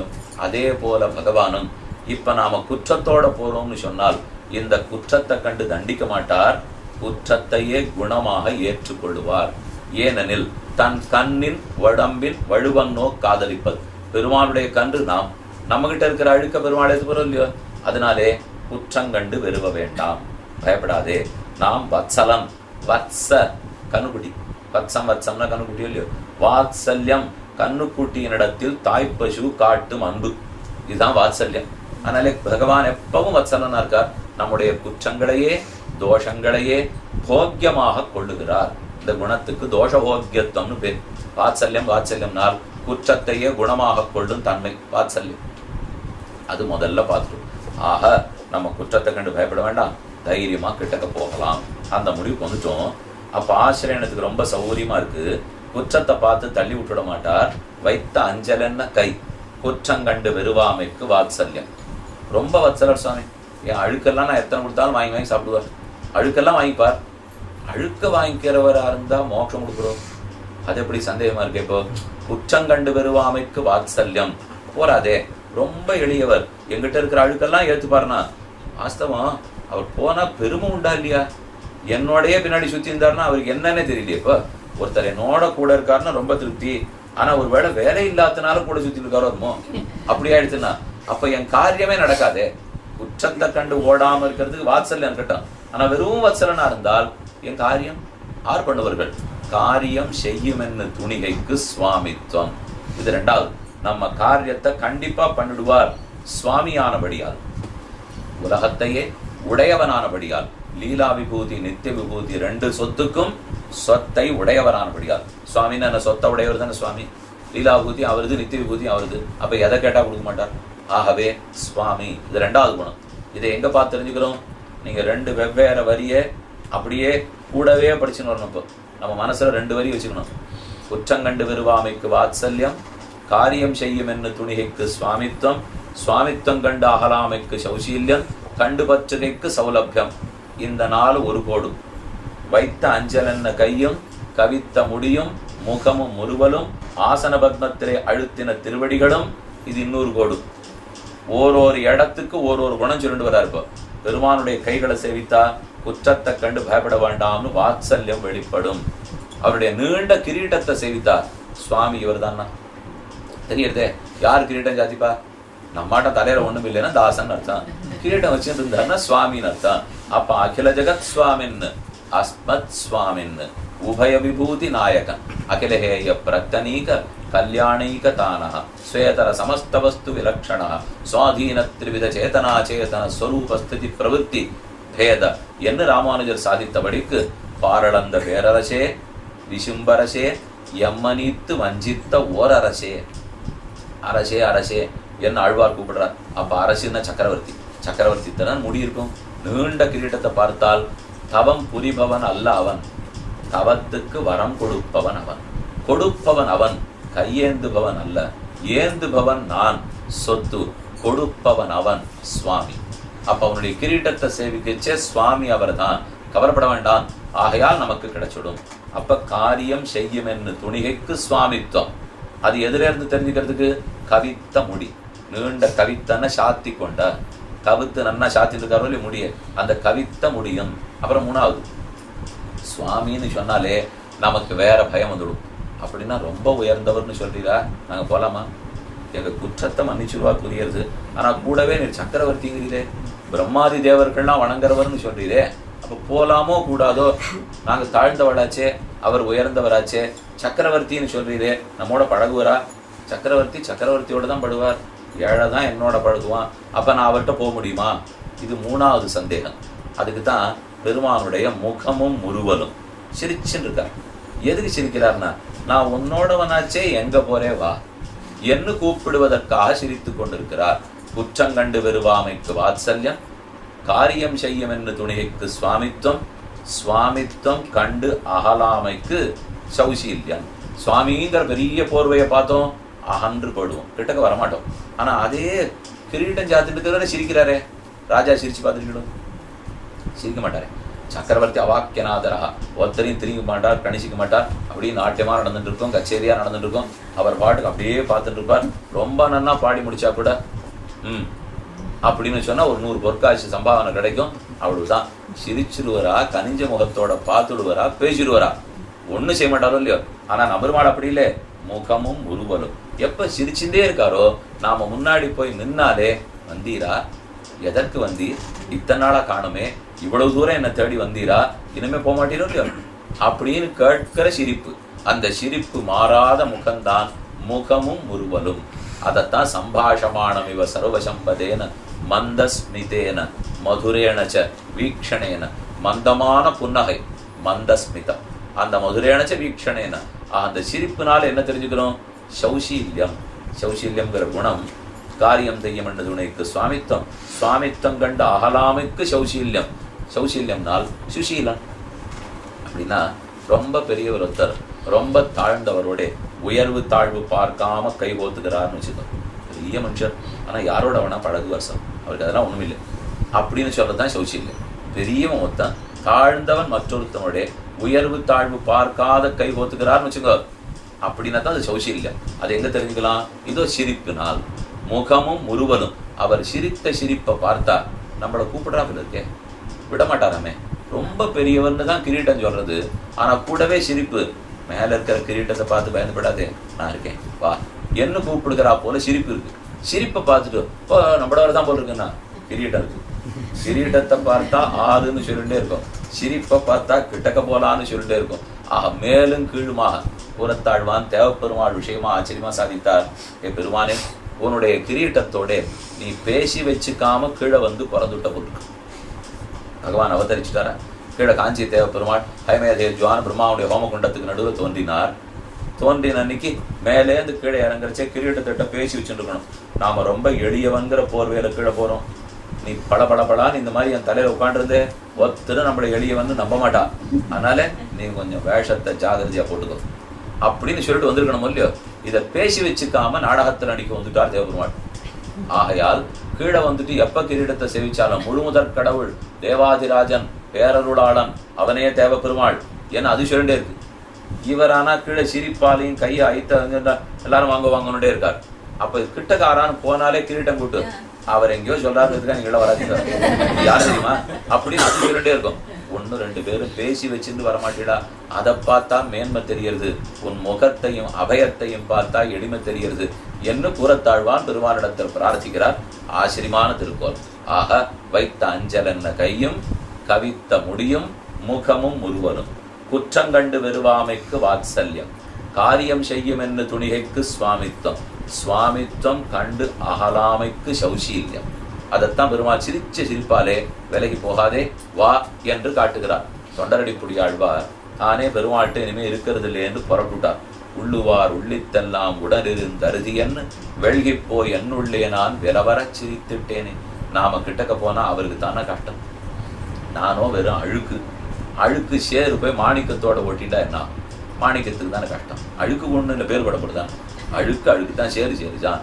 ஆனா சேரு மாணிக்கத்தை போட்டு மூணு எடுத்துனா பகவானோ முத்தேமணி மாணிக்கமே, நானும் சேரு, எதுக்கு நாம் போய் அவர் பேர்ல பூசிட்டு அவருக்கு ஒரு அழுக்க கொடுக்கணும்? வேண்டாமே, நான் விலகி போகிறேன் என்று தொண்டரடிப்புடியாழ்வார் விலகினார். பெருமான் பார்த்து உம்மை நாம் விடுவதலாக இல்லை ஆழ்வீர் வாரும். இல்லை நீ பெரியவாளோட சேரு, என்னோட சேராதே என்ன ஆழ்வார் சொல்றார். அதுக்கு பெருமாள் 2 இடம் காட்டுறார். 1 திரிவிக்ரமாவதாரம், தாவியன் உலகமெல்லாம் தலைவிழா கொண்டையந்தாய் சேவியேன் உன்னையல்லால் சிக்கனச் செங்கண்மாலே ஆவியே அமுதே எந்த நாருயிர் அணைய எந்தாய் சேவியேன் உன்னையல்லால் சேவியேன் உன்னை சேவிக்காம இனிமே யாரை சேவி போறேன் தாவி என்ற உலகம் எல்லாம் பெருமாள் ஆழ்வார்க்கு ஒரு சமாதானம் சொல்றார். உலகத்தை எல்லாம் தெரிவிக்கிறவன் நான் தாவினேனே, அப்ப எல்லார் தலையிலையும் காலை வச்சேன்னு இல்லையோ? அப்போ பண்டிதர்கள்லாம் தலையை நிட்டுங்கோ காலை வைக்கிறேன்னு நான் சொன்னேன்? சொல்லலையே. பணக்காரனுக்கு மட்டும் தலையை தொடுவேன்னு நான் சொன்னேன்னா? சொல்லலையே. அப்ப பண்டிதன்னு பார்க்கல, பணக்காரன்னு பார்க்கல, இந்த சாதி அந்த சாதி எதுவும் பார்க்கல, யார் தலையை நிட்டுனாலும் வைக்கல. அப்ப மொத்த பேரையும் தானே என்னுடைய ஆணறிக்கு உட்படுத்தின்றேன், மொத்த பேரையும் என்கிட்ட சேர்த்துன்னு இல்லையோ? அத்தனை பேர் வந்த இடத்துல உமக்கு ஒரு இடம் இல்லாத படுத்தாழ்வீர், நீர் தான் வருமே. இத்தனை பேரை நான் சேர்த்துக்கலையா? நீர் ஒருத்தர் இருக்க மாட்டீரா? என்ன அவரை கூப்பிட ஆழ்வார் சமாதானம் எடுத்து, ஓ மொத்த பேரையும் கூப்பிட்டு இருக்கார் போட்டிருக்கு, நாமும் அவரு கூட சேர்ந்துக்கலாம். சௌசீல்யம் மிக பெரியவன், மிக தாழ்ந்தவனோட கலந்தார். ஆனாலும் பயம். அது கிருத்தயுகத்துல நடந்தது, ரொம்ப பழசு திருவிக்கிரம அவதாரம். அதை நம்பி நான் கிட்டக்க வரலாமா? அப்ப எல்லாரும் நல்லவா, இப்ப எல்லாரும் தீயவர்கள் கலியுகத்திலே. அப்ப அந்த நல்லவாளுக்கு சொன்னது இட்டான் தான் எனக்கு பொருந்துமானார் ஆழ்வார். போனா பொருது துவாபர யுகம், உமக்கு முன்னாடி இருக்கிற யுகம் சொல்றேன். கிருத்தயுகத்துல சொன்னா தானே கட்டமா இருக்கு. துவாபர யுகத்துல சொல்லட்டுமா? அன்று கோவர்தனோத்தரணம் பண்ணினேன், மழைக்கண்ணு வரமுனேந்தும் மைந்தனே முதரவாரே, உழைக்கண்ணே போல எந்த நோக்கமுடையவரு வளையுள்பட்டு உழைக்கின்னேற்கென்ன நோக்காதுழிவதே, உன்னையன்னே அழைக்கின்றேன் ஆதிமூர்த்தி அரங்கமான அருளானே, மழைக்கு அன்று வரை முனேந்தும் மைந்தனே முதரவாரே. அன்னுக்கு மழை பெய்யும் போது பெரிய குன்று குடையாக எடுத்தாய், யாருக்கெல்லாம் ஆபத்தோ உள்ள வரலாம்னு கூப்பிட்டாய். அப்போது இன்னார் வரலாம் இணையார் வரக்கூடாதுன்னு நீ சொல்லலையே. யார் வேணா இருக்கலாம், தப்பிச்சுக்கலாம் தானே சொன்ன. இப்போ அதைத்தான் பெருமாள் சொல்றார். அப்ப அதுல நீர் ஒருத்தர் இல்லையா ஆழ்வி, நீரும் கிட்டக்க வரலாமேனால் சரி சரி, நமக்கு பக்கத்துல இருக்கிற துவாபர யுக உதாரணமே பெருமாள் சொல்லிட்டார், அப்ப தைரியமா போகலாம். என்ன இந்த ரெண்டு கதை, திரிவிக்ரம சரித்திரம், கோவர்தனோத்தரண சரித்திரம், இந்த ரெண்டையும் சொல்லித்தான் பெருமான் ஆழ்வார சமாதானப்படுத்துறார். இந்த சரித்திரத்திலையும் தெரிஞ்சுக்கிறது சௌசீல்யம். பெருமான் எளியவர்களோட கலக்கிறான், சிரிப்பை பார்த்து தெரிஞ்சுக்க போறோம். ஆக சுவாமித்துவம் கண்ட அகலாமைக்கு சௌசீல்யம் எல்லாம் நல்லா இருக்கு. கடைசியா நான் சரணம்னு பிடிச்சுக்கணுமே, அதுக்கு என்ன இருக்கு? இப்போ கையை சரணம்னு பிடிச்சுக்கிட்டுமா, சிரிச்சுட்டு இருக்கிற வாயை சரணம்னு பிடிச்சுக்கிட்டுமா, இல்ல மேல இருக்கிற கிரீடத்தை சரணம் பிடிச்சுக்கிட்டு நான் எங்க ஏறுவேன்? நான் ஏறுறது என்ன கைக்கு ஏற முடியுமா? யோகியதே இல்லை. கையே இல்லைன்னா வாய்க்கு போக முடியுமா? வாயே இல்லைன்னா கிரீடத்துக்கு போக முடியுமா? எல்லாம் பிரம்மாவே நடுங்கிறார் கிட்டக்கு போறதுக்கு, நான் ஆறு போறதுக்கு. அப்ப நாம பிடிச்சுக்கிறதுக்கு ஒண்ணு வேணுமே, என்ன இருக்கே? ஆசன பத்மத்திலே அழுத்தின திருவடிகளும் நாம பற்றி கொள்ளுவதற்கு தான் திருவடிகள் உள்ளன. அது எதை சொல்லிக் கொடுக்கும்னால், குற்றம் செய்யுது, அதாவது குற்றம் கண்டு விருவாமைக்கு வாத்சல்யம், காரியம் செய்யும் என்று துணிகைக்கு சுவாமித்துவம், சுவாமித்துவம் கண்டு அகலாமைக்கு சௌசீல்யம், கண்டு பற்றுகைக்கு சௌலபியம். அதை கண்டு சத்துன்னு பிடிச்சுக்கணும் இல்லையோ, அந்த பிடிச்சுக்கிறதுக்கு தான் சௌலபியம். இதோ திருவடிகளை நீட்டி இருக்கிறேன், சுலபத்திலும் சுலபமான திருவடிகள். யார் கைவிட்டாலும் நாம் விடமாட்டோம், நாம் கைவிட்டாலும் லக்ஷ்மி விடமாட்டாள், அவள் கைவிட்டாலும் நம் திருவடிகளை உண்மை விடாது என்ன ஆசனபத்மத்தில் அழுத்தின. ஆசன தாமரையில் இதுக்கு அழுத்தி வச்சிருக்காருன்னா, மேலோட்டமா வச்சிருக்காருன்னா 4 பேர் மோட்சம் போன உடனே கடமைப்படுத்தினா அப்படி இல்லை. அழுத்தின திருவடிகளும் சம்சாரத்தில் இருக்கிற ஒத்தொத்தன வைகுந்தத்துக்கு வந்தாலே ஒழிய இந்த திருவடிகளை இந்த ஆசனத்திலிருந்து விலக்க மாட்டோம் என்று உறுதியோடு இருக்கக்கூடிய திருவடி தாமர்கள் ஆசன பத்மத்திலே அழுத்தின திருவடிகளுமான பெருமானுடைய வேஷம். அப்ப 4 குணங்கள், இந்த குணங்கள் தான் நாராயண நாமத்தாலே சொல்லப்படுகின்றன. இந்த 4 தான் ஆசிரியனத்துக்கு சௌகரியமான கல்யாண குணங்கள். நாம பெருமான ஆசிரியக்கணும்னா என்னென்ன சௌகரியம் வந்துருச்சு? போ, குற்றத்தை காண்டு பயப்பட வேண்டாம், மன்னிச்சுடுறார், அதையே போக்கியமா ஏத்துக்கிறார். காரியம் செய்வரோ மாட்டோரோன்னு சந்தேகப்பட வேண்டாம், கிரீடத்தை பார்த்தாலே செய்வர்னு தெரிஞ்சு போச்சு. ரொம்ப பெரியவராச்சே, கிட்ட போக முடியுமான்னா சுஷீலன் யாரோடவனா தோல்ல கை போட்டுக்கிறார். எல்லாம் சரி, எதை பிடிச்சுக்கிறதுன்னா திருவடிகளை என்று கையிலே பிடித்த திவ்யாயுதங்களும் வைத்த அஞ்சன கையும் கவித்த முடியும் முகமும் முருவலும் ஆசன பத்மத்திலே அழுத்தின திருவடிகளுமான பெருமானுடைய வேஷம். நாராயணங்கிற திருநாமத்தால் குணங்கள் சொல்லப்பட்டன. சரணவ், நாராயண சரணவ்னு இருக்கும் இல்லையோ, அப்படின்னு அவர் திருவடியை சொல்லித்துன்னா குணமுடையவனுடைய திருவடிகளை சரணமாக பற்ற வேண்டும். அப்ப சரணமா பத்தரே யார் திருவடிய? குணமுடையவனை. குணமுடையவன் எங்க இருக்கு? நாராயண நாமத்தாலே. குணம் இத்தனை நாள் இருந்ததே, ஏன் எங்கிட்ட வரல? ஸ்ரீ பேசல. அப்போ சரணம் பிரபத்தியே, உபாயமாக பற்றுகிறேன். எதை? சரணவ், திருவடிகளை. யாருடைய திருவடிகளை? குணமுள்ள நாராயணனுடைய திருவடிகளை. அந்த குணம் எப்படி கிளம்பித்து ஸ்ரீமன்னு அவள் புருஷகாரம் பண்ணபடியால். இதுதான் அந்த வாக்கியத்துக்கே அர்த்தம். அப்ப பெருமானிடத்தில் சரணாகதின்னு வெறுமை சொல்லலை. இப்போ அவர்கிட்ட சரணாதி பண்றேன், பெருமானின் திருவடிகள்ல சரணாதி பண்றேன், குணமுடையவன் நாராயணன் அவனிடத்தில் சரணாதி பண்றேன், அந்த குணத்தை கிளப்பி விட்டவளே அவள். அப்ப அவளை முன்னிட்டு கொண்டு சரணாகதி அனுஷ்டிப்போங்கிறதுதான் நேத்திருத்வம் நித்திய யோகம் சமுச்சித குணஜாதம் தனுக்கியாபனஞ்ச கர்த்தவியம் வச்சனபரம் பிராப்தமேவம் பிரசித்தம் பிரார்த்தனாஞ்ச பிரபலதர விரோதி பிரகாணமுட்டு ஸ்ரீ பராசர பட்டர் அஷ்டஸ்லோகியிலே 10 அர்த்தங்கள் துவயத்தில் இருக்குன்னு ஆச்சரியமா சாதிக்கிறார். ஆகவே இப்ப முதல் வாக்கியம் முடிஞ்சு போச்சு. 4 குணங்கள் பார்த்துட்டோம். ஆசிரிய இனத்துக்கு சௌகரியமா இருக்குது, சுலபமா பச்சாலாம்.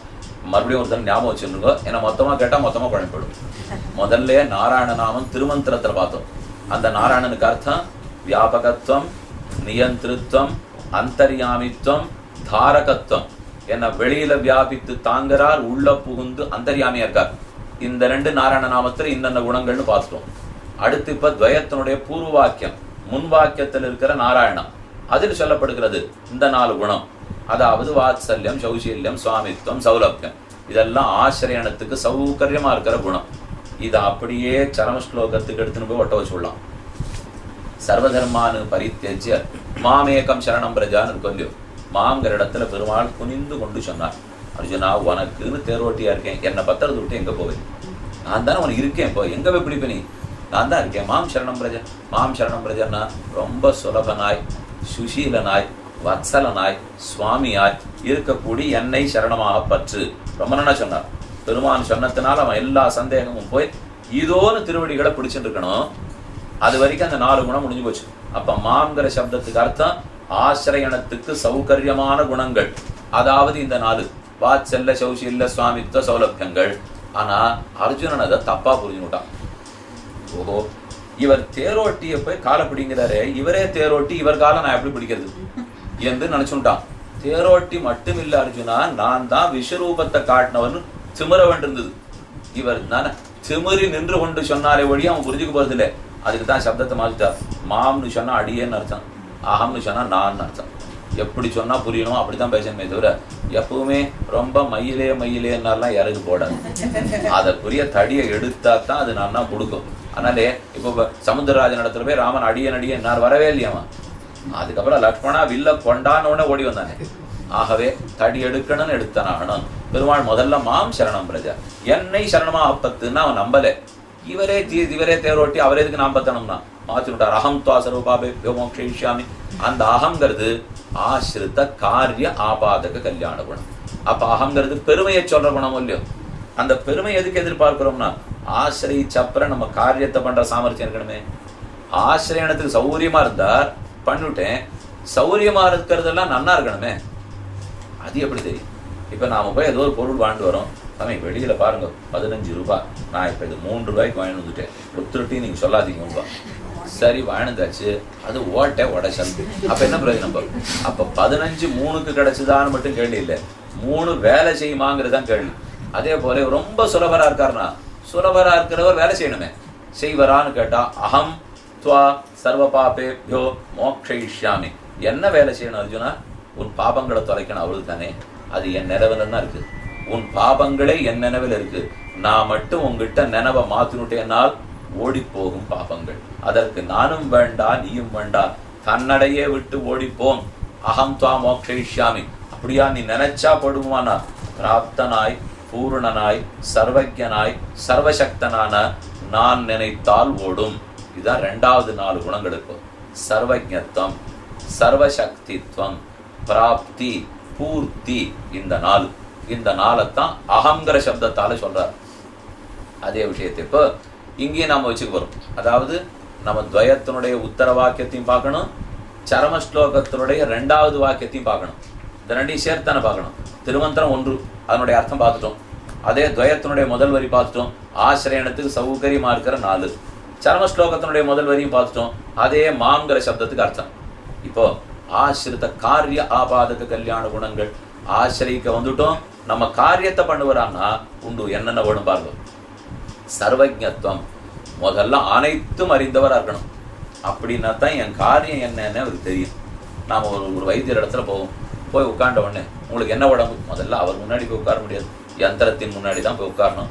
அது எல்லா பரீட்சையும் எடுத்து பார்த்துட்டு அந்த காகிதத்தோட தான் அவர்கிட்ட போய் உட்காரணும். கொஞ்ச நாள்ல அதுவே மருந்து கொடுத்துருமோ அந்த அளவுக்கு விட்டுட்டோம். அப்போ அவர்கிட்ட போய் உட்கார்ந்தோன்னு அவர் கேட்பார், என்ன பண்றது உங்களுக்கு உடம்புக்கு? சாமி அதை நான் சொல்றதுக்கு நீர் எதுக்கு சாமி வைத்தியர் அப்படின்னு அவர் திருப்பி கேட்டோம்னு வச்சுக்குவார். அவர் என்ன பண்ணுவார், நமக்கு என்ன பண்றதுன்னு சொன்னா தான் அவருக்கு தெரியும். இப்போ அவர் என்ன வைத்தியோ நாராயணோ ஹரிகியான்னு அது தெரியாது அவருக்கு. அப்ப அவருக்கு தெரிந்தது ஓரளவு அவர் வைத்தியம் படிச்சிருக்கார். நாம நமக்கு என்னென்னலாம் நடக்கிறதுங்கிறத சொல்லி வாங்கிக்கணும். இப்படி இருந்துதா அப்படி இருந்துதா, இதை பண்ணித்தா அதை பண்ணித்தா, நம்ம கொஞ்சம் மறைக்காம உண்மை பேசணும். வைத்தியர் இடத்துல போய் நான் இதெல்லாம் பண்ணவே இல்லைன்னு சொன்னோம்னா அவர் கண்டே பிடிக்க முடியாது. இந்த தப்பு பண்ணேன்னா தப்பு பண்ணேன்னு ஒத்துக்கணும். ஒத்துண்டா தான் சரி, தப்புக்கு நான் மருந்து தரேன்னு அவர் தருவார். நான் அதெல்லாம் ஒண்ணுமே பண்ணல, ஏனோ பண்றதுன்னா பண்ணிட்டே இருக்கிட்ட போயிட்டு வரணும். அதனால நாம தான் நமக்கு என்ன தப்புங்கிறது சொல்லணும். என் தகப்பனார் வேடிக்கையை சொல்லுவார், மறக்காம சொல்லணும். வைத்தியர்கிட்ட போனா மறந்துடாது, மறுக்காம சொல்லணும். அவர் எதையான்னு கேட்டா இல்லைன்னு அதை இருக்குன்னு ஒத்துக்கோ, மறைக்காம சொல்லு. மறைச்சுடுற பாரு சிலது எல்லாத்தையும். மறைக்காதே, மறுக்காதே, மறக்காதே. இந்த மூணும் இருந்ததுன்னா வைத்தியம் ஒழுங்கா பலிக்கும் போது அதை விட்டுடு. மறைச்சு சொல்லுண்டு, மறுத்து சொல்லுண்டு, மறந்து அதுவா ரெண்டாம் தரம் போகும்போது முதல் தரையே உங்கள்கிட்ட சொல்லணும்னு நினைச்சேன். என்ன சொல்லணும்னு நினைத்து என்ன மறந்து போட்டோம்னு தெரியணும் கொஞ்சம். ஆகவே பகவான் ஒருத்தன் தான் அந்த நிலை வைத்தியம். மற்ற வைத்தியர்கள்லாம் நம்ம சொன்னத்தை வச்சுன்னு வைத்தியம் பண்ண தெரியும், ஓரளவு பரீட்சை பண்ணி பார்த்துருக்கா, அதுல வச்சு என்னன்னு தெரிஞ்சுப்பா. ஆனா பகவானுக்கோ யாராரு எத்தனை கோட்டானு கோட்டி மக்கள், எந்தெந்த ஜீவாத்மா எந்தெந்த நிலையில மனோபாவத்தோட வரான், அவனுக்கு என்ன நிலை, அவன் பாவம் என்ன புண்ணியம் என்னன்ற கணக்கு தெரியணுமே. அதுக்கு தான் சர்வஜத்துவம். அது தெரிஞ்சதுன்னா தான் ஒழிக்கவே முடியும். அதனால அனைத்தும் அறிந்தவனாக இருக்கிறார் சர்வஜன். இது என் காரியம் நடக்கிறதுக்கு வேண்டிய முதல் பண்பு. இந்த சர்வஜனாவது இருக்கிறேன்னு சொன்னா என் வேற எப்படி நடக்கும்? அதனால முதல் தேவை சர்வஜன். அடுத்தது எல்லாத்தையும் நல்லா தெரிஞ்சு விடுவார் சுவாமி. ஆனா எப்படி வைத்தியம் பார்க்கணும்னு தெரியாது. தெரிஞ்சு விட்டார், சக்தி வேணும் இல்லையோ. இப்ப எனக்கு கூட தான் ஆரோத்தர் கட்டப்பட்டதை பார்த்து உடனே சரிப்படுத்தினா தேவைன்னு தோன்றது. தெரிஞ்சு போச்சு கட்டம். தெரிஞ்சுக்காதது முதல் ஆபத்து. தெரிஞ்சின்ற பிற்பாடு நீக்கும் சக்தி வேணுமே. அந்த ஆபத்தை போக்குறதுக்கு உண்டான சக்தி இருக்கான்னா நம்ம கிட்ட இல்லை, ஆனா அது அவரிடத்துல இருக்கும் இல்லையோ. சர்வசக்தத்துவம், அனைத்துக்கும் வல்லமை. என்ன வல்லமை தேவை? இத்தனை பாபம் பண்ணி இருக்கிற இந்த ஜீவனே தாழ்ந்த சம்சார சாகரத்தில் இருந்து நித்த சூரிகளுக்கு நடுவுல கொண்டு போய் உட்காத்தனமே எவ்வளவு சக்தி வேணும். நாம இருக்கிறது எங்கே, கொண்டு போய் உட்காத்த வேண்டிய இடம் எங்கே, இங்கேக்கும் அங்கேக்கும் கிட்டக்கவே இல்லை. அப்ப இந்த தாழ்ந்தவனை கொண்டு போய் அங்க உட்காத்தனம்னால் அதற்குரிய சக்தி ஒண்ணும் இல்லையோ உள்ளது. அதான் சர்வ சக்தி மத்துவம். அனைத்து சக்தியும் உடையவன் சர்வஜன், சர்வசக்தன். அடுத்த சந்தேகம், அவர் நன்னா என் கட்டத்தெல்லாம் தெரிஞ்சின்றார், என்னவனா எனக்கு பண்றேன்னு சொன்னார். ஆனால் அவர் ஏன் பண்ணணும் எனக்கு? அவர் வேண்டாமே. யாரோ ஒருத்தர் ஊர் பேர் தெரியாதவா நமக்கு நல்லது பண்றேன்னு வந்தாலே நமக்கு சந்தேகம் வரும். சுலபத்தில் ஏத்துக்க மாட்டோம்.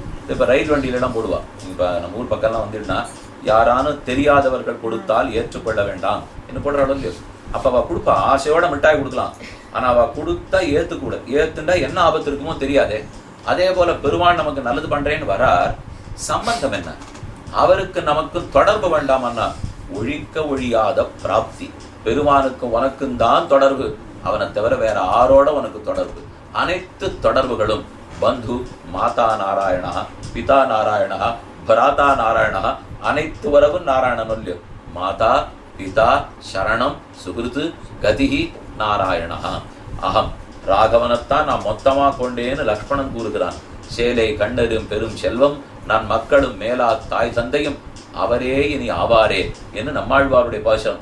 மக்களாய் மற்றுமாய் முற்றுமாய், அதாவது என்னை பெற்றவர் தாயாய் தந்தையாய் மக்களாய் மற்றுமாய் முற்றுமாய். என்னை பெற்ற தாயும் நீ, தந்தையும் நீ, மக்களும் நீ, மற்றும் நீ, முற்றும் நீ. மாதா பிதா யுவதையா தனையாக விபூதி சர்வம், அனைத்தும் நீ, மொத்த வரவும் நீ.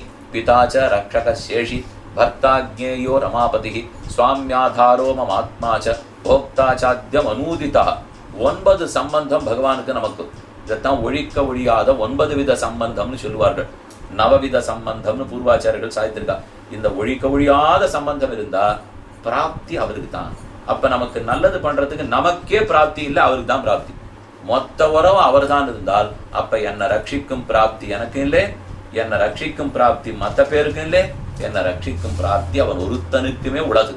அதைத்தான் ஆழ்வார், உன்னால் அல்லால் யாவராலும் ஒன்னும் குறை வேண்டேன், கண்ணார் மதில் சூழ் குடந்தை கிடந்தாய், அடியேன் அருவானாள் சென்னாள் என்னாள் அந்நாள் உனதாள் பிடித்தே சலக்கானே. ரொம்ப ஆச்சரியமா சாதிக்கிறார்.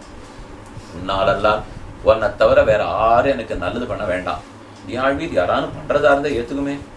ஏன் நான் தான் பண்ணவானா தான் பண்றதுக்கு முடியாத ஒருத்தராலே அவ பண்றதா இருந்தாலும் நான் ஏத்துக்கிறதா இல்லை. ரெண்டும் இல்லை. நான் ஒருத்தர கல்யாணம் பண்ணிட்டாச்சு, அப்புறம் பக்கத்து வீட்டுக்காரரால என்னை காப்பாற்ற முடியுமா இல்லையான்னு எனக்கு என்ன விசாரம் போகும்? அவசியம் இல்லை. நான் ஒருத்தரை கைப்பிடித்தேன், அவருக்கு அவர் தான் எல்லாரோட நன்னா காப்பாத்துற சக்தி இருக்கிறவர், அதோட அவர் தான் எனக்கு கணவர். அப்ப கணவன்கிற சம்பந்தம் இருக்கு, காப்பாத்துறதுக்கு சக்தியும் இருக்கு. அப்படி இருக்கிறச்சே ஒருவேளை இன்னைக்கு ராத்திரி நமக்கு சோறு இல்லைன்னா பக்கத்து வீட்டுக்காரர் சோறு போடுகிறா அப்படின்னு திரும்பி பார்த்தோம்னா இது நியாயமாப்போ? அதே போல பெருமானை கைப்பிடித்தோம் நாம். அவரோ ரட்சிக்கும் அனைத்து வல்லமையும் பொருந்தியவர், மற்ற பேருக்கு அந்த ரட்சிக்கும் வல்லமையும் இல்லை. அப்படி இருக்கும்போது ஏன் அவரை மீறி நான் இன்னொருத்தருடைய முகத்துல முழிக்கணும்? அவசியம் இல்லையே. பண்ணவும் போது இல்லையே, ஒருத்தரால பண்ணவும் முடியாது, பண்றதுக்குரிய சம்பந்தமும் இல்லை. அப்ப எதற்கு பார்க்க வேண்டும்? இதனாலதான் தேவதாந்தர பஜனத்தை பத்தி இந்த சம்பிரதாயத்துல இவ்வளவு பெரிய விசாரம். எதுக்கு பண்ண சொல்லுங்க? அவர்கள் இவர்கள்னு சொல்லியிருந்தா மற்ற பேருக்கு ரட்சிக்கிற சக்தியும் இல்லை, மற்ற பேருக்கு என்ன ரட்சிக்க வேண்டிய பிராப்தியும் இல்லை, சம்பந்தமும் இல்லையே. ஆனா ஒன்னே ஒண்ணு மட்டும் விஷயம், அவர் வாண்டா, அவர் ஒண்ணு என்ன காப்பாற்ற வேண்டாம், நம்ம பர்த்தா இருக்காருன்னு சொல்லுது வாஸ்தவம். அதுக்குன்னு பக்கத்து வீட்டுக்காரர் வெய்யப்படாது, அது நம்ம வேலை இல்லை. வாழ்த்தும் வேண்டாம், வெய்யவும் வேண்டாம், ரெண்டு வேண்டாம், சம்பந்தமே இல்லையே. அதே போலத்தான் மற்ற தேவதைகளை வெய்யறதும் கூடாது, மற்ற தேவதைகளை தொழுவதற்கும் பிராப்தி இல்லை. ஏன்னா அவருக்கு எனக்கு சம்பந்தமே இல்லை. நமக்கும் திருமாலான பெருமானுக்கும் தான் சம்பந்தம். அந்த பிராப்தி தான் மூணாவது குணம். மூணு பார்த்துட்டோம். சர்வஜத்வம், அனைத்தும் அறிகிறான். சர்வசக்தி, என்ன பண்ணாலும் இந்த கீழே இருக்கிறவனை கொண்டு போய் எங்கேயோ உட்காத்தி வைக்கிறார். பிராப்தி, யாரோ இல்லை, என் பர்த்தா. ஆகையால் என்னை ரட்சிக்க வேண்டிய உரிமை இருக்கிறவர், கடமை இருக்கிறவர், பிராப்தி. அதுக்கப்புறம் பூர்த்தி. பூர்த்தினால் எல்லாம் சரி, ஆனா அவர் காரியம் பண்றதுக்கு எங்கிட்ட என்ன எதிர்பார்க்கிறோ இத்தனையுமே இருந்தா கூட அவர் ஒன்ன பண்ணணும்னு சொன்ன எங்கிட்ட எதையான எதிர்பார்த்தாருன்னா, எதிர்பார்க்கறதுக்கு அவர் குறையுடையவரே அல்லவே. அவர்கிட்ட ஒரு குறை இருந்தார்னா எங்கிட்ட எதிர்பார்க்க போறார்? பூர்ணம். பூர்ணம்னா அனைத்தாலும் பூர்ணம்.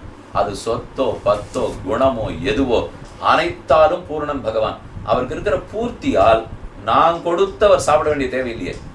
பின்ன அப்ப கொடுக்கவே வேண்டாமான்னா, கொடுக்கறதுங்கிறது என் பக்தியை வெளிப்படுத்த அவ்வளவே தவிர இது கொடுத்ததுனால தானா பெருமாளுக்கு புளியோதரை பண்ணி சமர்ப்பிக்கிறோம், நல்ல அக்கார் அடிசல் சமர்ப்பிக்கிறோம். அப்படின்னா அக்கார் அடிசல் சாப்பிடாம பெருமாள் இயங்கிட்டு இருக்கா, அதனால நான் கொடுத்த ஒரு பசி ஆத்தினேன்னு அர்த்தம்? அப்படி அர்த்தம் இல்லையே. அவர் எதுக்காக இயங்கிட்டு இருக்கல? இப்போ அவரோ அபகத பாப்பான், அவரோ அவாப்த சமஸ்த காமன், அவருக்கு நிறைவேறாத ஆசைகளே கிடையாது. பூர்ணன். வாசுதேவோசி பூர்ணகான்னு சொல்லுவார்கள். ஷாட்குண்யத்தாலே பூர்ணன், அனைத்தாலும் பூர்ணன். அவ்வளவு பூர்ணமா இருக்கும்போது அப்படி ஒருத்தர் இருந்துட்டாலே நமக்கு ஒரு திருப்தி. ஏன்னா இப்ப நம்ம கொடுத்தவருக்கு ஆக வேண்டியது ஒண்ணும் இல்லை. அப்படின்னா என்ன கொடுத்தாலும் ஏத்துப்பாருன்னு தான். எதை கொடுத்தாலும் ஏத்துக்குத்தான் போறார். நாம் கொடுத்து ஆக வேண்டியது ஒண்ணும் கிடையாது. ஆக பூர்த்தி நாலாவது குணம். இந்த நாளும் ஆசிரியத்தினுடைய காரியம் நிச்சயம் நடக்கும் அப்படிங்கிறதுக்காக இருக்கிற குணங்கள் பிராப்தி, பூர்த்தி, ஞானம், சக்தி. சர்வ ஞானம், அனைத்தையும் அறிந்திருக்கிறார். சர்வஜன், சர்வசக்தன், பிராப்தன், பூர்ணன். இந்த நாளும் பெருமானிடத்தில் உள்ளது. இந்த நாளையும் தான் அகம்னு சொல்றார் பெருமாள். அகம் துவா சர்வ பாபேப்யோ மோக்ஷயிஷ்யாமி. குனிந்தார் மாம் நுட்டு, எடுபடலே நிமிந்துட்டார் அகம் நுட்டு.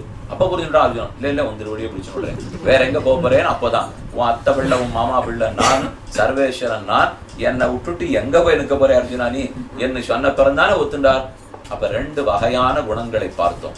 ஆசிரியனத்துக்கு சௌகரியமானவை, ஆசிரித்த காரியத்தை நடத்தக்கூடியவை. இதத்தான் சரம ஸ்லோகம் சொல்றது.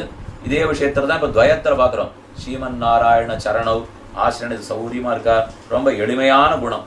இதை அப்படியே நம்மாழ்வார் அந்த 4 குணத்தையும் ஓதினார். அகலகில்லேன் இறையுமென்னு அரண்மேல் மங்கை உரை மார்பா, நிகரில் புகழாய் உலகம் உன்னுடையாய் என்னை ஆழ்வானே, நிகரில் அமரர் முனிக்கணங்கள் விரும்பும் திருவேங்கடத்தானே, புகழொன்னில்லா அடியேன் உன் அடிக்கீழ் அமர்ந்து புகுந்தேனே. 4 சப்தங்கள் அங்க பார்க்கணும். அலர்மேல் மங்க உரமார்பா, அகலகில்லேன் அறியுமென் அரண்மேல் மங்க உரமார்பா, நிகரில் புகழாய் உலகம் உன்னுடையாய் என்னை ஆழ்வானே. திருவேங்கடத்தானே. 4 சப்தம். இந்த 4 சொற்கள், இந்த 4ஐயும் சொல்றது பாருங்க. இப்போ நிகரில் புகழ், நிகரற்ற புகழ், வாத்சல்யம், என்னுடைய எல்லா குற்றத்தையும் பொறுத்து ஏத்துக்கிறாரோ இல்லையோ, அதான் நிகரில்லாத புகழ். உலகம் மூன்றுடையாய், உலகம் மூன்றுடையவன் சுவாமித்வம். ஏன்னா அனைத்தையும் உடையவன் தானே சுவாமி. திருவேங்கடமுடையானுடைய நீண்ட கிரீடம், ஒரு நாளானா வைர கிரீடம், ஒரு நாளானா ரத்ன கிரீடம், ஒரு நாளானா பச்சை கிரீடம், ஒரு நாளானா ஸ்வர்ண கிரீடம், ஒரு நாளானா புஷ்ப கிரீடம், எத்தனை சாதிக்கிறார். அப்ப அந்த கிரீடத்தை பார்த்தாலே சுவாமின்னு தெரிஞ்சு போச்சு. அகிலாண்ட கோடி பிரம்மாண்ட நாயகன், சமஸ்த ஜகத்துக்கும் சுவாமி. அப்ப நிச்சயமா காரியத்தை கொண்டுவார். அப்ப உலகம் மூன்றுடையாய். 3 என்னை ஆழ்வானே. அவர் உலகம் மூன்றுடையவராக இருந்தா எங்கிட்ட வரணுமே. பெரிய இந்த நாட்டுக்கே பிரதான மந்திரினா வீட்டுக்கு வரணுமே. நாட்டுக்கு பிரதான மந்திரினா ஓடிண்டே இருப்பார்னு அர்த்தம், வீட்டுக்கு வரவே மாட்டார். அப்படியானா என்னை ஆழ்வானே. எத்தனைக்கெத்தனை எல்லார்ட்டையும் அன்பு செலுத்துறியோ அத்தனைக்கெத்தனை என்னையும் பார்த்துட்டே இருக்கியோ இல்லையோ. சௌசீல்யம், என்னை ஆழ்வானேங்கிறதுனாலே பெரியவன் தாழ்ந்தவன் வேறுபாடு இல்லாமல் நம்மோட கலந்த சௌசீல்யம். என்னை ஆழ்வானே நிகரில் அமரர் முனிக்கணங்கள் விரும்பும் திருவேங்கடத்தானே.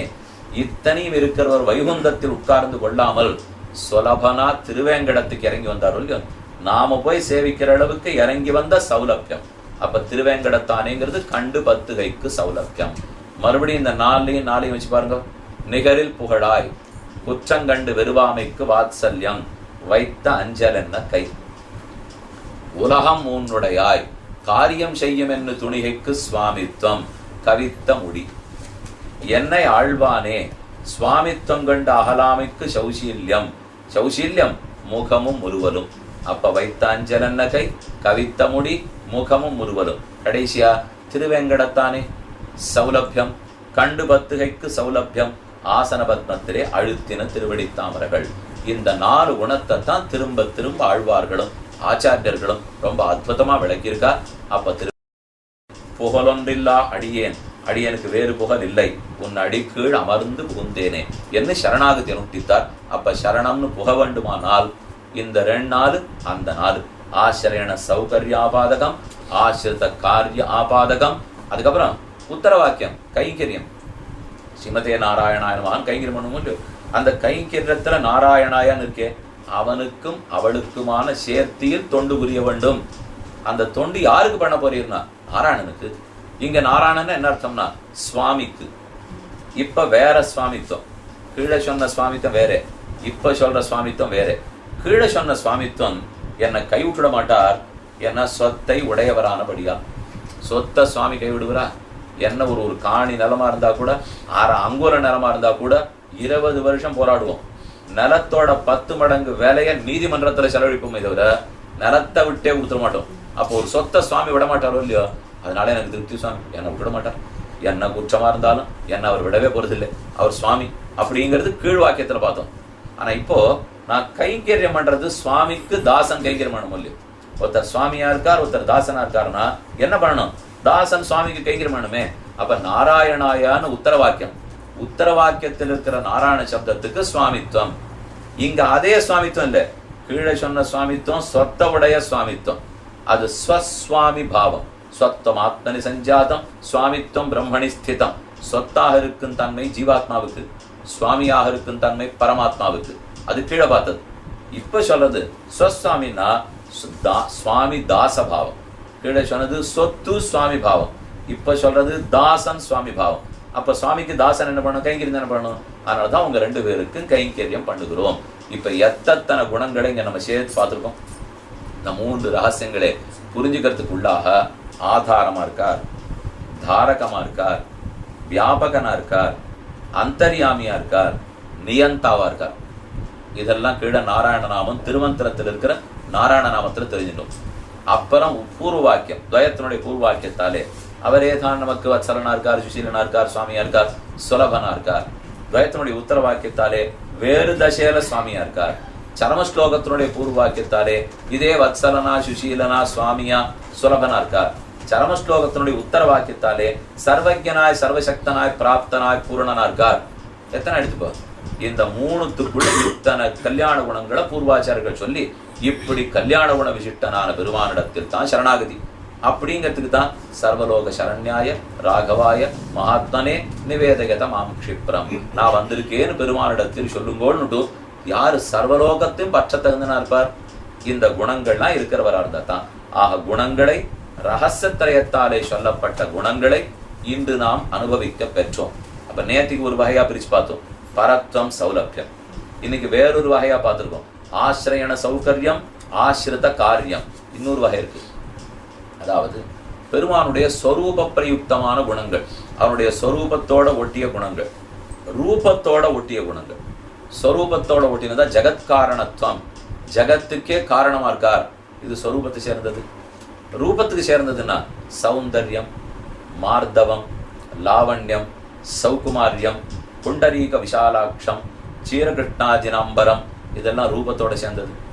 தாமரை கண்கள் கொண்டவர், இதுக்கும் ஸ்வரூபத்துக்கும் சம்பந்தம் இல்லை. இப்போ இதுதான் பெருமானுடைய திருமேனியை சொல்றது.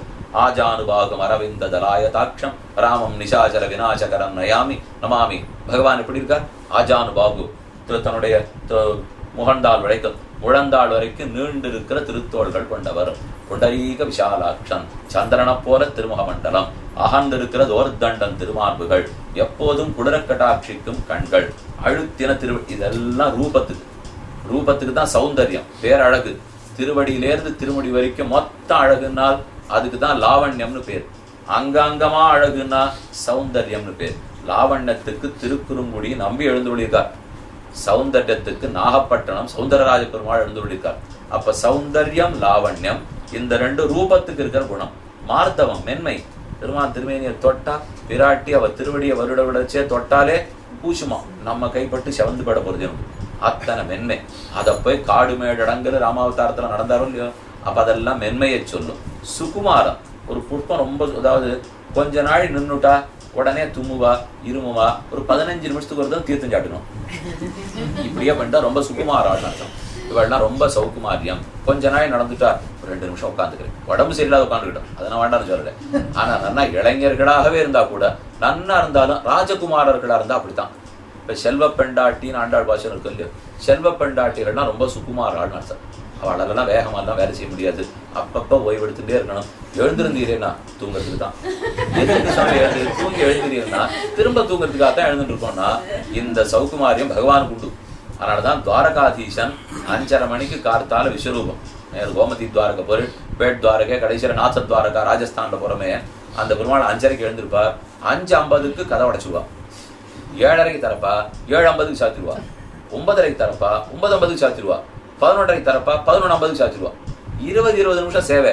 லட்சம் ஜனங்க வந்தாலும் அதுக்குள்ளதான் செய்யணும். ஏன் சுவாமின்னா, அது சின்ன கண்ணன் எழுந்திருந்தா அத்தனை நாளைக்கு மேல நிற்க முடியாதவர். அவர் மறுபடியும் படுத்துடுவார், லட்டு சாப்பிடுவார், அதிரசம் சாப்பிடுவார், வெண்ணெய் சாப்பிடுறார். 3000 பசுமாடு கட்டி வச்சுட்டான் அந்த கோவில்ல மட்டும். 3000 பசு. அதுல நாமே வெங்கலத்துல பானை எடுத்துன்னு போய் ஒரு படி பால் கறந்துன்னு வரலாம். நேர கொடுத்தா பெருமாள் சாப்பிடக்கூடாது. அப்ப அதை அமுசிக்கிறார், மறுபடியும் சேனிச்சுக்கிறார்னா அது சௌகுமாரியம். பெருமான் சுகுமாரன் இல்லையோ. அப்ப மார்தவம், சௌகுமாரியம், சௌந்தர்யம், லாவண்யம் இதெல்லாம் திருமேனிக்கு இருக்கிற குணங்கள். அதே ஜெகத்காரணத்துவம், ஸ்ரீயப்பதித்வம், வாத்சல்யம், ஞான சக்தி, ஐஸ்வர்ய வீரிய சக்தி, தேஜஸ் இதெல்லாம் ஸ்வரூபத்துக்கு இருக்கிற குணங்கள். அப்ப ஸ்வரூப குணங்கள் என்னென்ன, ரூப குணங்கள் என்னென்ன, இந்த 2 வகையும் நம்ம இன்னும் பார்க்கணும். அதுக்கப்புறம் இத்தனை குணங்களும் இருந்து நாம் சரணாகி பண்ணால் மோட்சம் கொடுக்கிறான் பெருமான் என்கிற மோட்ச பிரதத்துவம் இறுதி. அந்த குணத்தையும் என்னான்னு பார்க்க வேண்டும். இது எல்லாத்தையும் சேர்த்து அர்ச்சாவதாரத்தில் எப்படி ஆழ்வார்கள் ஆச்சாரியர்கள் அனுபவித்தார்கள் என்னும் பார்க்க வேண்டும். இந்த விஷயங்களை நாளைக்கும் நாளை மறுநாளுமாக தெரிவிக்கிறேன். இப்போது செங்கண் திருமுகத்து செல்வ திருமாலார் எங்கும் திருவருள் பெற்று எங்குருவர் இந்த குடும்பத்தாருடைய க்ஷேமலாபங்களுக்கும் பிரார்த்தித்து அமைகிறேன்.